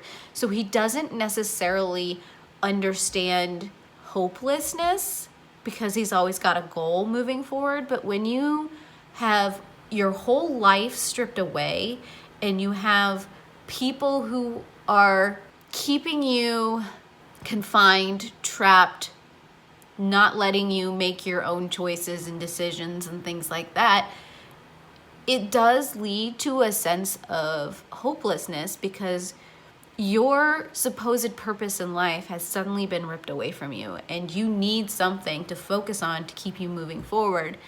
And Liren only got a minor glimpse of that when he first came to Eurothiru, and he's all like, well, surgeons aren't going to be needed, da-da-da-da-da, da-da-da-da-da. But Kaladin immediately shuts that down, is like, we've only got a few, and they're only for this purpose. So yes, surgeons are a thing that is needed. And I think Liren needs a reality check that a lot of people need some kind of purpose, and they're not getting that if they're just submissives. Mainly because Liren has never had to truly be pushed down that far. He's also not seeing a lot of other things that are happening around the city, where we have a lot of the singers sometimes brutally beating down humans. I just want Liren to have some kind of reality check. That's all I want. We did get a glimpse back into Shadesmar in the Honor-Spren city, where Adolin is waiting for his trial. Something interesting is happening with the Dead Eyes. They are starting to show up en masse, and nobody really knows why. And Adolin's like, well, why don't you just ask them? And nobody believes that that is a thing that can be done. I hate when we make assumptions like that. But at the same time, we've also got Shallan Vale Radiant inside the city, because she was his +1. And they're trying to find the contact that Miraz has told her to find. Shallan has completely shut herself down. She's not doing well. So Valen Radiant decided to just come out and straight up ask Pattern about the things that he has been doing. And Pattern confesses that yes, he has been lying, and yes, he did use the cube because there is someone that he wants Shallan to meet and was trying to get her to meet. And instantly Shallan pushes her way forward, completely shuts down Pattern and shuts down Radiant and Vale. They are locked in. It is 100% just Shallan, and very aggressively starts to take over and do some things, and she's decided that this is who she is. So we'll see how all of that starts to play out. I want to know who it was that Pattern was trying to bring forth, because obviously it's got something to do with Shallan's past. Yeah. And the fact that Shallan just keeps on not trying. I know it's something internal that she has to get over, and it's not so easy as just saying, okay, bring it. But I'm kind of getting a little tired of how Shallan is acting, if I'm honest. And then I ended this part, which is the whole reason I wanted to stop. We have this whole part with Navani figuring out how each light has its own song, its own rhythm, and maybe it's doing those songs and those rhythms together that causes them to mix. And sure enough, we did get Odium and Honor to mix together and become Rhythm of War. So that's kind of where all of that goes, which kind of makes sense, because if you have passion and you have honor, you have why most people go to war. So that makes sense. But it also disproved everything. It disproved everything that Raybonel was trying to do. And this isn't the way to bring down a god. She is searching for a way to bring down a god. And that's when Navani realized that that is what Gavilar was trying to do with that void light gem that is now with Szeth. He was planning to take down a god, which might be part of the reason of why Taravangian thinks that Zeth's sword is the one that will bring down Odium. All of those are interconnected. Something about void light, and whatever void light is has got to be a clue. Yeah. So I've read the last 2 chapters for today. We got a little bit more of Venli's past and the signing of the treaty between the humans and the Parshendi.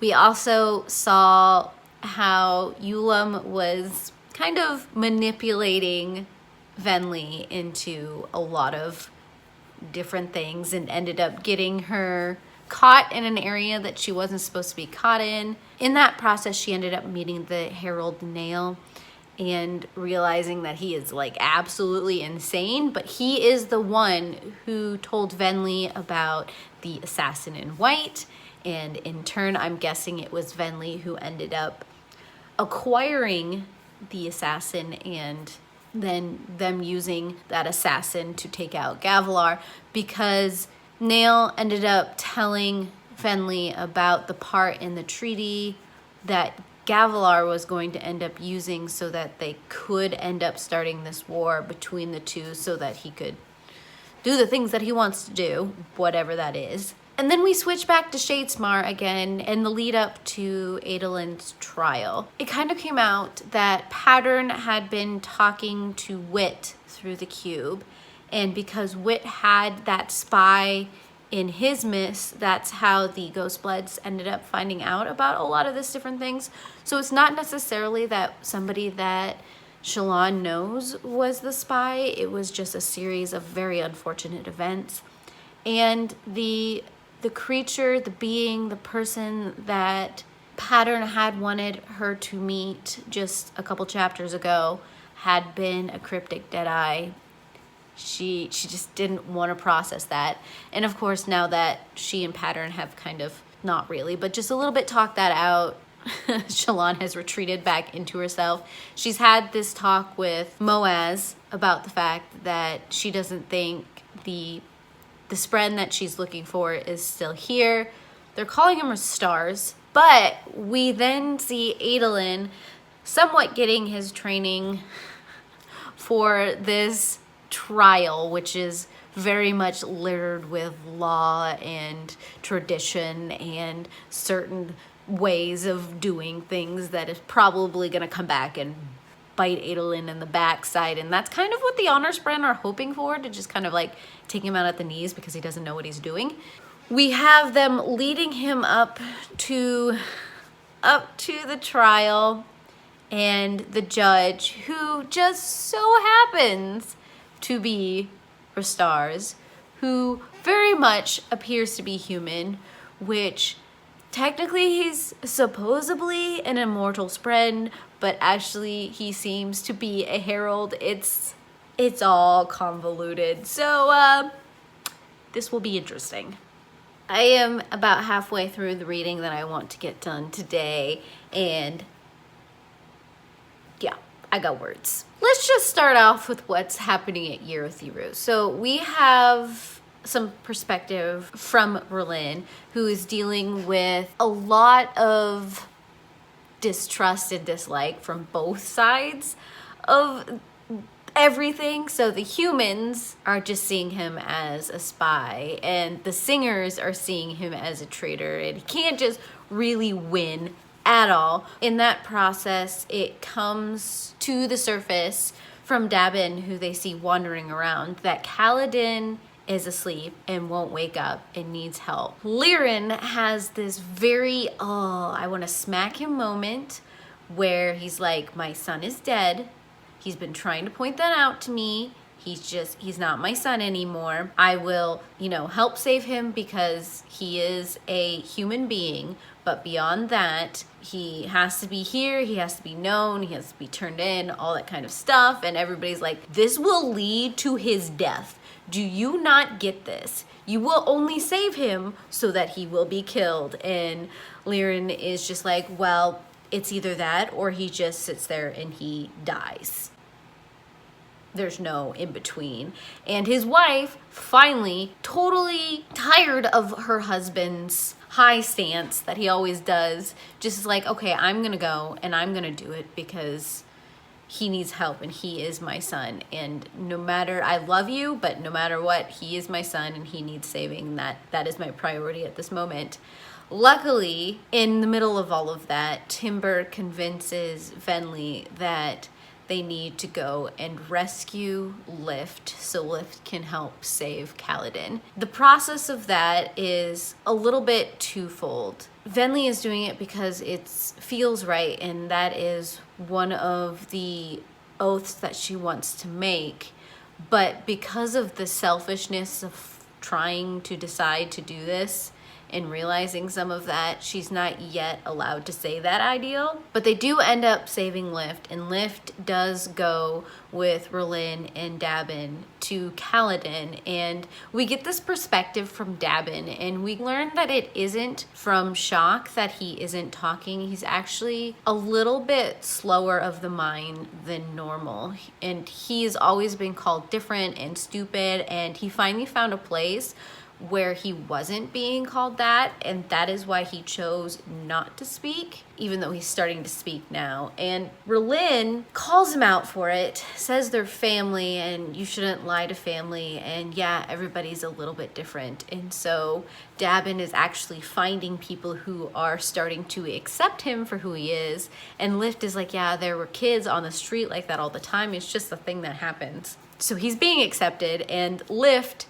manages to bring Kaladin back, and in the process also brings Teft back.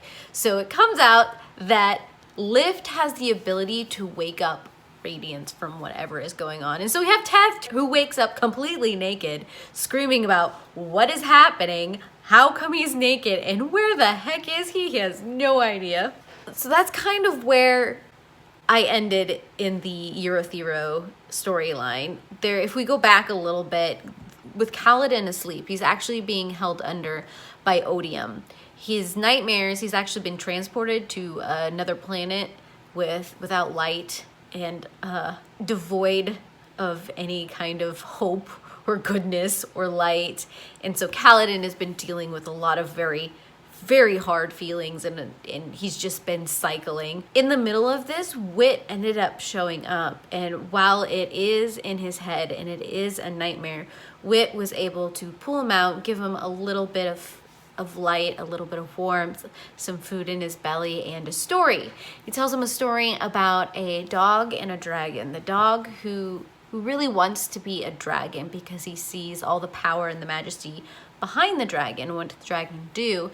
And in the process of trying to become a dragon, the dog learns how to grow his own food, how to read and write in human form, and how to simulate flying. But feels like a failure even after saving the youngest child in the family he's a part of. He feels like a failure because he didn't accomplish his goal of becoming a dragon. And Kaladin gets ticked off because he had asked for this story, and Wit just got really excited because it's the first time anyone has ever asked him for a story, and Kaladin didn't like the ending. But in the process of arguing with Wit, me as a reader, I'd kind of assumed as the story was being told that the purpose of this story was to kind of shake up Kaladin a little bit. Like, he has this lofty ideal that he may never hit, but he has accomplished so much beyond that he is not even seeing or recognizing.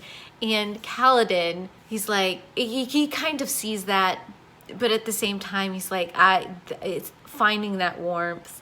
I can't find that warmth. That warmth is gone. And Wit is like, it might take a while. It might get worse before it gets better, but you will find that warmth. And Kaladin's like, and then I'll lose it again. And he's like, and then you will find it again. It is a constant cycle. That's what life is. And then Wit ends up giving a small little continuation of the story of where the dog had thought himself a failure, but in the mist after that, when he's lying with this family and his belly's full and he's warm, he's like, but a dragon's probably never had it this good anyways.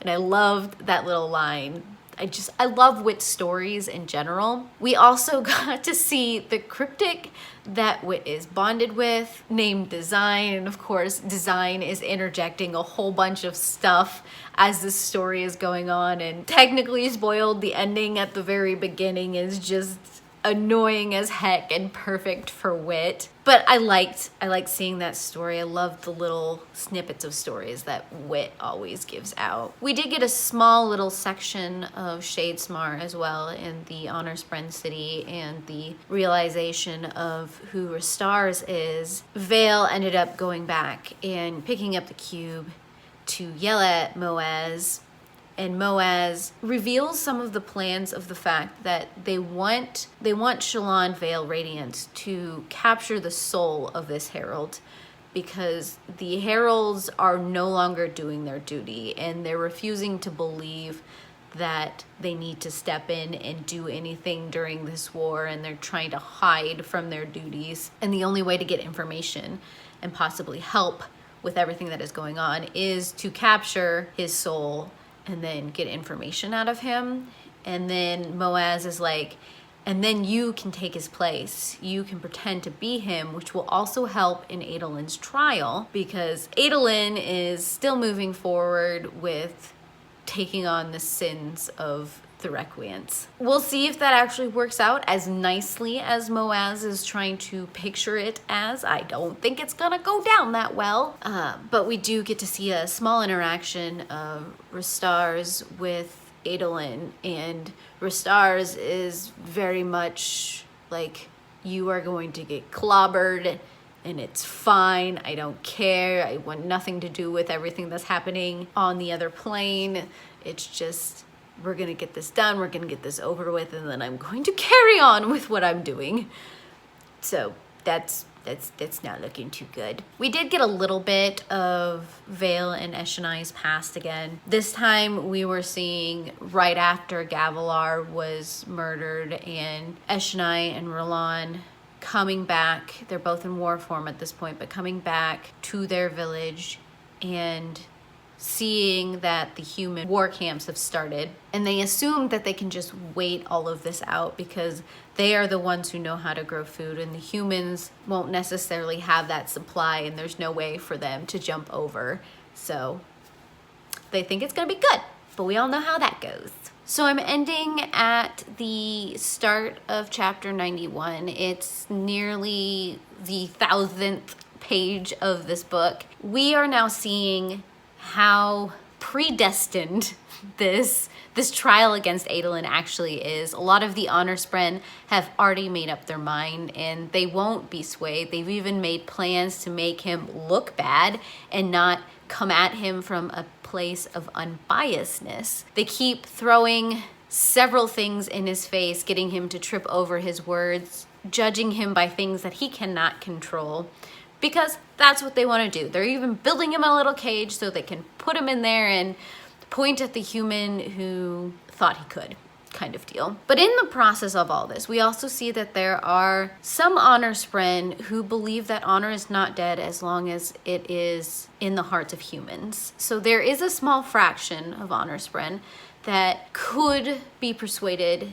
to align themselves with the humans. But there was also a point in this trial in which this cryptic Deadeye was brought on and used as an example for the fact that humans are killing Spren with these bonds, because this one happened just fairly recently in Adolin's lifetime, and they're using this as the linchpin in Adolin's trial, that humans are not honorable and they cannot be trusted, and this isn't something they should do, and they shouldn't help, and Adolin should be put away, kind of deal. I believe this is the Deadeye that Pattern tried to bring in. I also believe it is a Deadeye that is connected with Shallan's past. I have come to the thought that this is actually the blade that caused all of the trouble in the past, all of Shallan's boxed up memories, all of her boxed up feelings, all of her boxed up past is connected with this Deadeye. That is my belief. And then the things that went down, I don't know if it was exactly Shallan who killed this this cryptic, or if it was, say, maybe her mother and that's why Shallan killed her mother, or if there was more to it than that. But this is definitely connected to Shallan's past, and it's even hinted at the last couple pages of the section, where they are no longer going to work with Shallan to to capture the soul of Rastar. They aren't gonna let Shallan take the easy way out to helping Adolin. And so the formless that has been inside of Shallan this whole time has started to come up, and it is about to break the surface, and we're about to possibly see everything that went on and how all of this is connected. So I'm super excited about that. There really wasn't a lot more in this section. We had a little bit more of the past with Venli and Eshonai, and how war form and the search for storm form and how all of that happened. It is interesting to know, but right now the focus, everything that I need to know, is right here inside of this trial that's going on. But before I completely forget, there was this part with Navani. Navani's been working with the Fuse Raybelin, and Raybelin is starting to honor her in different ways and really starting to connect with her. And it comes out that it isn't Odium that she's trying to unmake, it's actually the sibling, and Navani's trying to talk her out of that. And it's not going so well, so Navani is trying to talk the sibling into bonding so that she can survive. In the whole process of all of this, Navani finally puts together the pieces that the Stormlight, Void Light, all of those Life Light, all of those things, they're not actually light or liquid or things like that. They're actually sound and vibrations.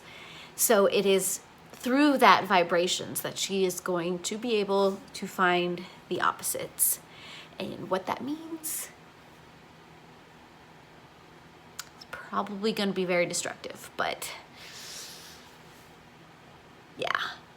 Welcome back. Hi, how are you? I have just finished part 4 of Rhythm of War, and there are so many feels in this small little section that I read that, oh my gosh. So first we have a little thing with Tef waking up, and Tef first berating himself because he thinks he has gone back on his ways, and that is why he has woken up naked and confused, but of course then learns everything that is going on. And in the process of all of that and learning about everything that has happened while he is asleep, he is slowly coming to terms with the fact that he is worth saving. So there is some stuff that Tef, even with his joking merry way, is still dealing with internally. So it's good to see him come to that realization. We also have a little bit of Venli. Venli is finally told that there is possibly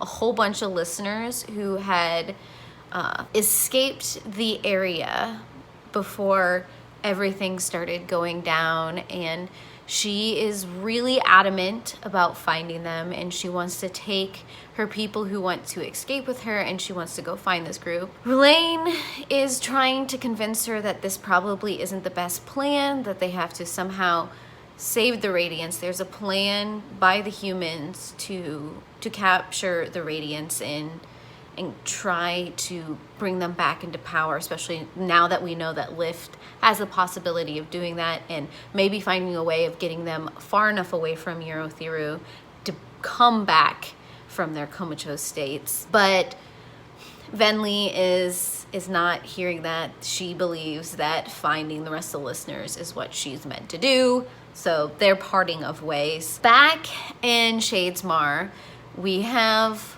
Formless, who has been sitting secretly deep down inside, has come to the forefront and is now determined to go on with the plan. She's locking everybody else out to save Adolin. But Radiant and Veil, though Formless thought that she had locked them out, have pushed to the forefront, and they're causing Shallan to come to the fact that Formless is Shallan.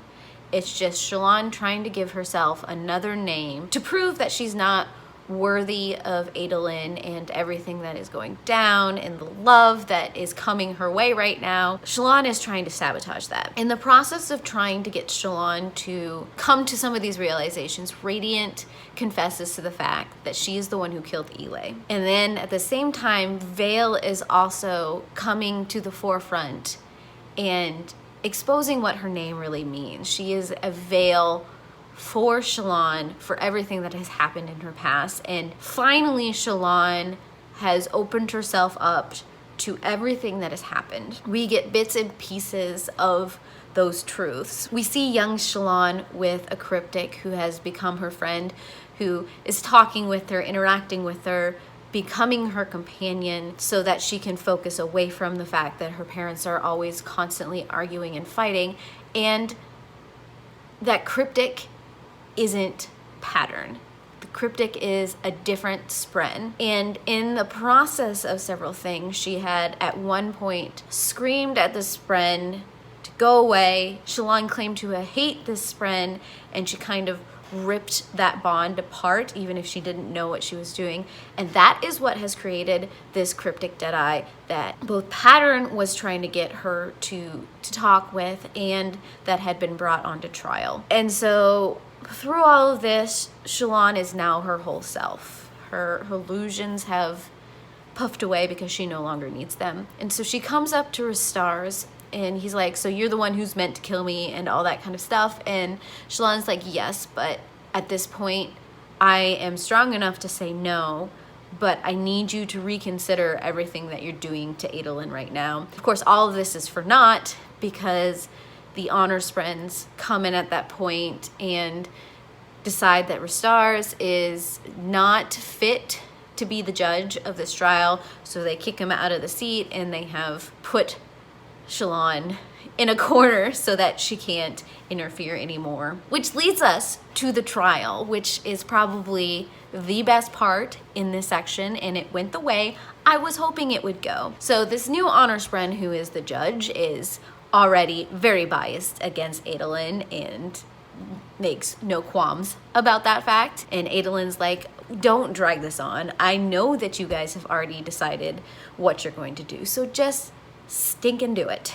And in the process of that, this honor Spren has Maya dragged forward. And this is causing Maya a lot of grief and anxiety and tension, and the other honor Spren doesn't care. He keeps pushing forward, trying to make a point, twist what is being seen in Maya, and blames it all on Adolin. Maya continues to become more and more and more and more agitated. Adolin can physically start feeling all of this pain and anger that is coming off of Maya, and then finally Maya breaks because Adolin lends her his strength. There is some kind of bond there, which I was really hoping for. He's not Radiant-like, but something else. And so Maya speaks for herself. I mean, it's not... She hasn't come back to herself, but she can speak.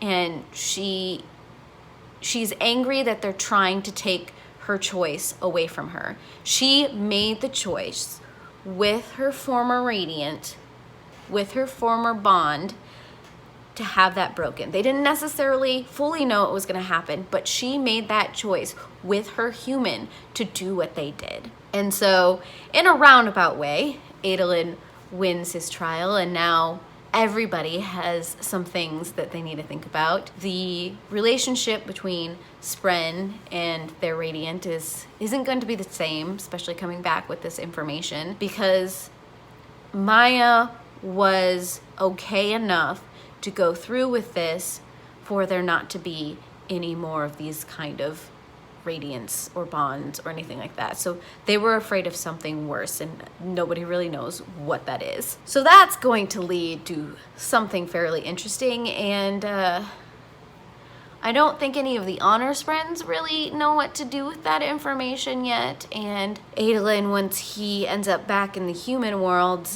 communicating that to everybody else will be interesting. And then the last part before the end of the section was Navani and her experimenting. And I had been hoping for the longest time that the way she was pushing herself and the information she was trying to find would come back to bite her. Well, she did end up finding the correct tone to counteract void light. Through intentions, through math, through a whole bunch of things, she tried to make sure that nobody else realized what she was doing, but she ended up doing it. Unfortunately, Raybelin caught on to what she was doing, and she was forced to show herself and the information she had. And she had set a mini trap for the fused, but it didn't quite work. She was only slightly injured, and in the end had to repeat the process. And then she found out the truth of why this was something that she was pushed to discover in the first place. And that was because Raybelin wanted to free her daughter from this continuous rebirth process. She wanted to give her a final death, and she managed to do that, which broke me and made me feel a little bit better about what Navani was forced to do. But of course, then at the end, after all of this was done, all the notes were gathered so the opposite of Stormlight could be discovered, and therefore kill the Radiant Spren. So that's what I was afraid was going to happen, and of course it is now happening. And what are we gonna do about it? I don't know. We've got Interludes next, so there is that. Okay, update time, because we are about to hit a huge climax, a huge battle, so I figured now would be a good time to catch you guys up. So we had 3 interludes. The first one was Hasina, which is Kaladin's mom. She is trying to get Cal's dad to see some of the truths behind who Kaladin is. How Liren is being so stubborn and a little bit short-sighted in his treatment of Kaladin, because if he were any other soldier, he would be treating him one way. But because it is his son, because it is Kaladin, he's holding him to a standard that doesn't necessarily make sense. She's trying to make him realize that though Kaladin is a soldier, at least he is a soldier who cares. And isn't that the type of person you would like fighting rather than a merciless killer? And she's challenging him to sit and talk to all the people that he's inspiring, to all the people he is helping, because we did have a moment where we got to see Liren start to talk with Norin, who is one of the soldiers that he was helping come over his battle shock, and to talk through everything that is going on inside of himself. And hopefully this is Liren's moment of realization. But like I've been saying, I've been wanting him to be slapped upside the head with some of the things that are going on right now, and how he is being a little bit like Dalinar. He is trying to force his son to be something that he isn't necessarily going to be, all because he thinks his son needs to be better than what he himself has been. But their sons haven't done the things that they have done, so it's stupid to try and push them down a path that they haven't found themselves, if that makes sense. You can give him the information, but you can't force him down any one direction. That makes sense? I don't know. It's late and everything's starting to go a little bit fuzzy. Yes, I am also drinking wine, so that's a thing. Anyways, the second interlude is from a boy inside the city. I believe his name is Aiden. At least that's what I'm calling him. I don't know the significance of him as of right now. He is a young boy who really wants to be bonded. He wants to become radiant. He wants to join the fighting.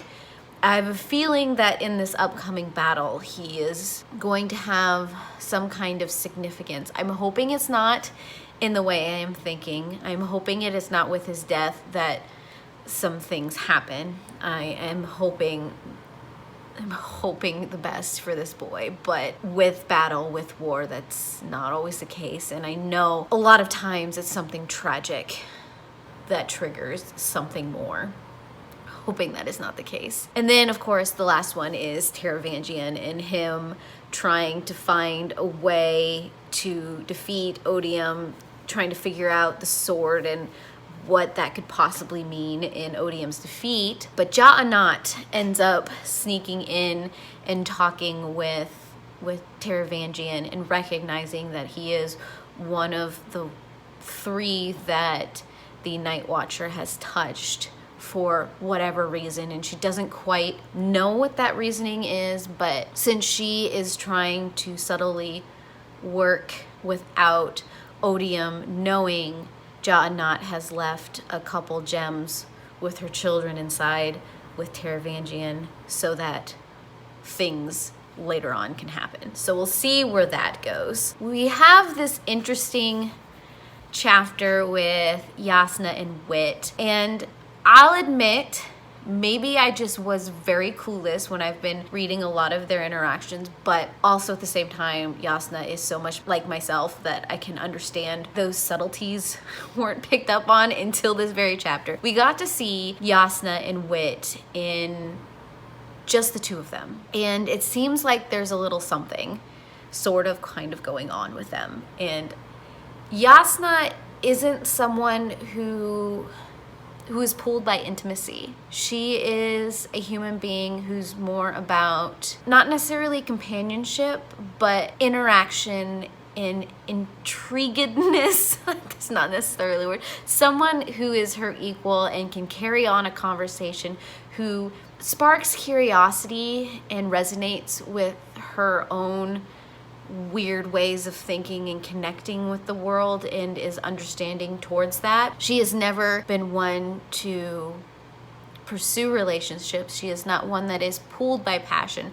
She is not one who seeks the intimacy of a relationship or who wants the intimacy that way, which I think is why I connect with her. I understand that. It's about finding a partner who can do life with you in a way that makes sense for you, and that passion is in that talk and that conversation and taking on the world together. So I get that. And if that is Wit for her, it's an interesting concept given how timeless Wit is and how Wit has seen the creation of a lot of things in this world. And he is one of the ones, you see a little bit of the past in this conversation, because Wit is one of the unbound. He is one of the ones who decided to forego the power that Odium, who Wit sometimes calls Reese?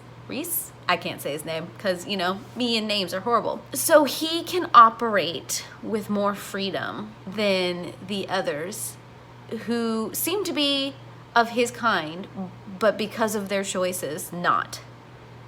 And that is intriguing, which means a lot of characters in this plot are originally not of this world, like the humans are, but it's been so long at this point. You have to call this world theirs at this point if it's been thousands of years. But the fact that this isn't their origin is very interesting in how we're pulling all of this together. We have Dalinar, who has been searching for Ishar, who is the herald, who is also in the middle of all this fighting. He is the leader. He is the king of one of the countries. And Szeth was very surprised to find out that he was very Shin-like. he hadn't thought that was possible. Dalinar wants to find him and talk with him and figure out more of his own powers, because this herald probably knows a lot about the bonding and all of that kind of stuff. But Jasnah and Wit have put together this contract in hopes that certain things happen, and maybe they'll get 1,000 years before they have to deal with all of this again. I don't think that's gonna happen. Maybe it will, and we'll hit a breaking point, kind of like in Mistborn, where you have different eras and then we have different characters who are continuing certain things. If that's the case, if this book is going to be the end of this current round of fighting, and I hope that does not mean the death of certain people, because I will simply be devastated by the end of this book. But I guess that's a distinct possibility at this point, because we also have Navani, who now knows that The Fuse have discovered the opposite of Stormlight, and Moash wants to take her out to cripple Dalinar, but he has agreed to go and make Kaladin not a problem anymore, and he has specifically confronted the Queen about his supposed traitorous ways, pointing out, like, where were you when your son was doing all this stuff, and that has led all of us to this point, so you have no room to talk, whether or not that is true. Yada yada yada. We have Venli off in the corner, attempting to run off and find the other listeners, but deciding that maybe we need to bring Stormblessed and Stormblessed family with them. Timber is trying to persuade her to do more of the heroic thing, and she's constantly like, I'm not heroic, I'm an accident, I'm a mistake, I can't do any of this. And I think she's gonna walk into this middle of this battle and have to make some choices, especially in protecting others. And then we have Cal.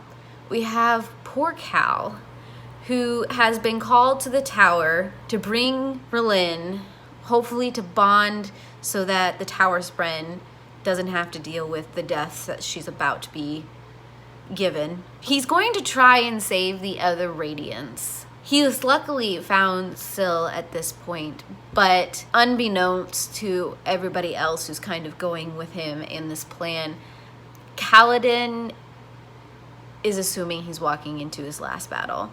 He knows he's gonna end up confronting the Pursuer. He, I think, has come to this point where he's decided that he's not walking away from this one.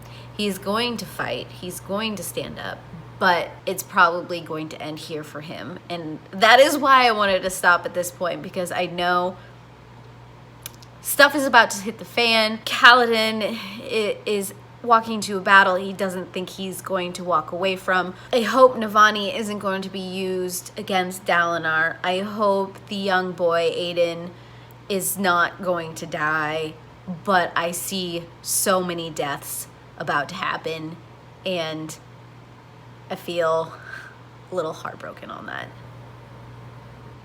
Yeah.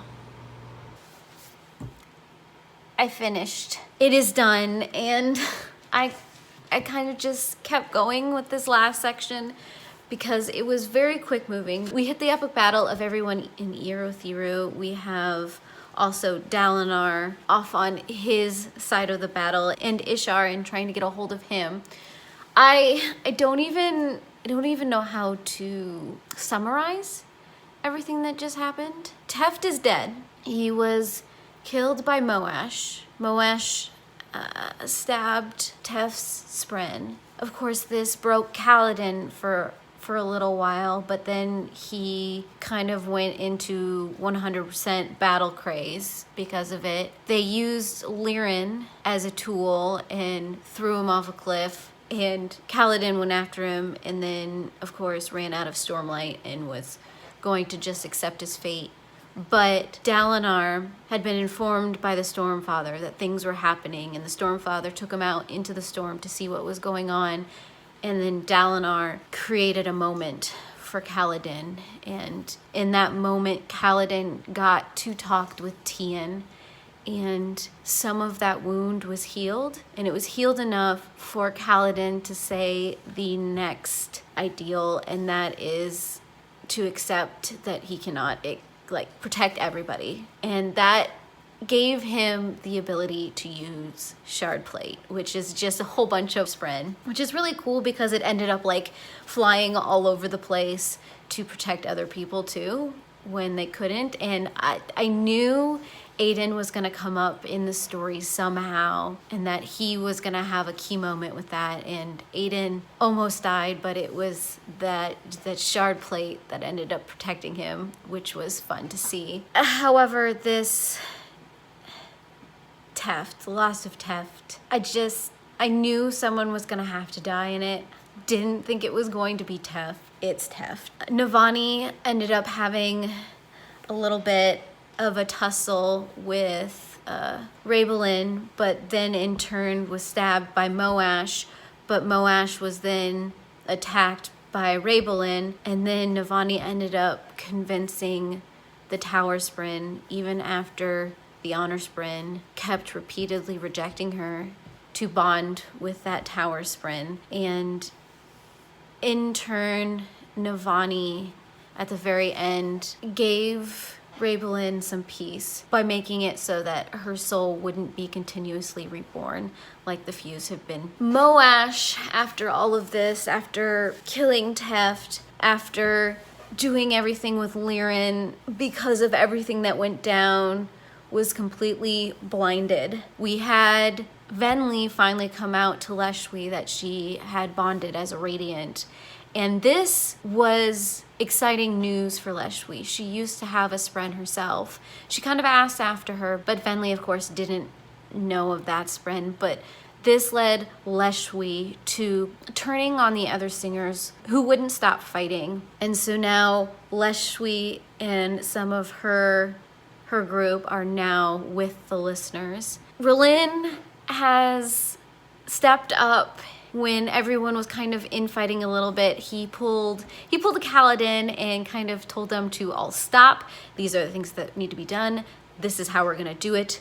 Go. And also managed to become a Truth Watcher. He got to bond with one of the Spren that Renarin was sending out into the world. He was one of those people that Renarin thought of. And so now he has a combined Spren. Dalinar had this big confrontation with the Herald, the Shin Herald, with the other bondsmith. He is downright crazy. He was convinced that Dalinar was Odium's man and almost took Dalinar's bond with the Stormfather, but Szeth ended up breaking it with his sword. The whole time that Ishar was fighting Dalinar, he had the sword of Szeth's father, and Szeth knew that he wouldn't have given that up. His father would have to be dead for that to happen. And so we have this Herald who is downright crazy, doing experiments on Spren, bringing Spren over and then dissecting bodies, which is terrifying in and of itself. He has moments of sanity where he realizes what he's doing, and Dalinar hopes at some point to be able to heal that mind, and he's hoping that Kaladin can help him in that. But the thing is, Dalinar only has 10 days because he made a challenge of champions with Odium. Except for now, Odium isn't Odium. Taravangian is Odium, because Szeth broke the spheres that Ja'anat had put there, calling Odium, and at the same time that Szeth stabbed Taravangian with the sword went into the plane where Odium pulls Taravangian to, and so Taravangian stabbed Odium with the sword and took in his powers. So now we have Taravangian, who has all of his powers, who is starting to plan his own stuff, in control of all of this. And he even managed to manipulate Wit a little bit, because we have the scene at the very end where everything kind of flip-flops. We have the scene with the new Odium and with Wit, and Wit starts to realize that something's wrong, but the Taravangian Odium managed to pull some of those memories and manipulate some of that, and then had it play out the way that Wit thought it was supposed to play out. I don't know what all of this is going to mean for everything, because it's, with all of this, how all of this played out, we learned that these god beings are actually from other planets. Odium had been doing this so that he could cultivate an army to take out for conquest to other planets, to other realms, to other places. He honestly doesn't really care all that much about this current planet. He's just trying to build up those he's going to take with him, which is why the Fuse keep on coming back and coming back and coming back and coming back. What I am most frustrated with, I mean, I understand there's only so many pages. We had all of this stuff going on in Shadesmar, and we had Shallan come to some truths, but we didn't get to see her handle her old cryptic at all. We just finally got this small little flash at the very end after the Battle of Eurothiru and the Contest of Champions being set up. We got this moment where Shallan is talking with Moaz and revealing that she had done a whole bunch of things that we did not get to see, which I would have loved to have seen, where she's talked with Kalek. She had gotten all this information about the other planets and everything else going on, which we only get like a couple line sentences for. I would love to have been in with that conversation with Kalek. Would have liked to know more. I would have also liked to have seen the start of the reconnecting with her old cryptic. We didn't really get all of that. We kind of just got the, here's what happened, here's where we are kind of deal. So now technically Shallan is bonded with two Spren. What that means, who knows? She still has a few holes in her past that she needs to like work out what actually happened and all of that.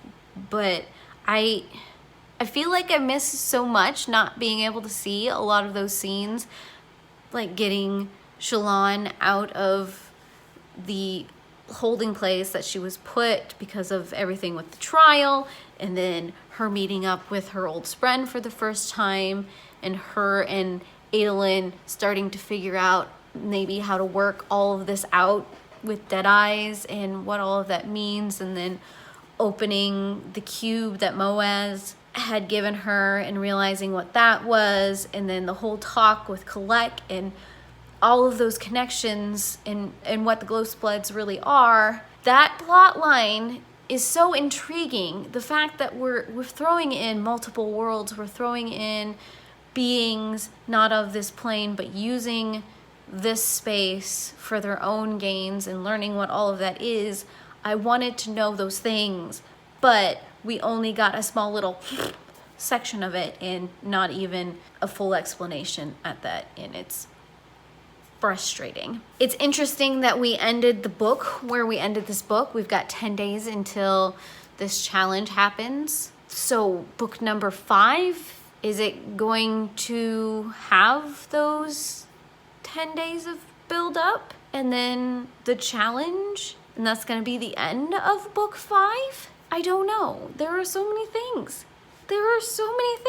But it was good to see that we found Wit's flute again. That's been missing for a while.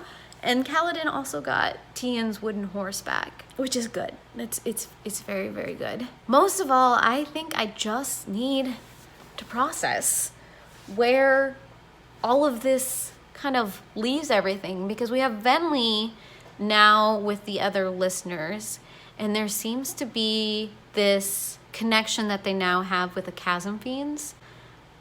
I don't know what any of that means, but Venli has now stepped up to the next level of Radiant. Her ideals were accepted, and her mom is alive and managed to speak before we cut scene and move to something else.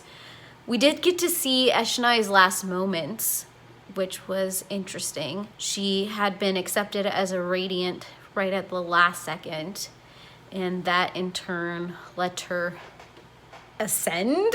I'm just calling it ascending because I've been watching way too much SG-1. So she gets to have this moment where she gets to fly through the storm and see all of these things and then step over to the other side. And that's the end of Rhythm of War. I'm sure there's some things that happened that I, in the mass of everything that happened, forgot about, and when I do a reread of this, I'll be like, oh yeah, this is a thing. Like, Lift is now carrying around a chicken because that's what she does. I don't know, guys. This is the end of this reading vlog. I am left in a space of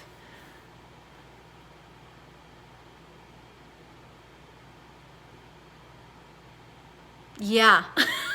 As I always am at the end of Cliffy Brandon Sanderson books. Of course, if you have gotten this far, thank you for watching this. I know this is epically long. This is almost a feature film in and of itself. I'm hoping that you will now have a conversation with me about all of the random stuff that has happened. Just leave comments down below. Of course, if you want to see more vlogs and content like this, subscribe. I am going to plan on doing these reading vlogs every time a new book in this series comes out. Of course, it's going to be a while before we get another one, because, yeah, how long did we wait for this one? Anyways, I'm just gonna end it here, and I heart your beautiful faces. Bye.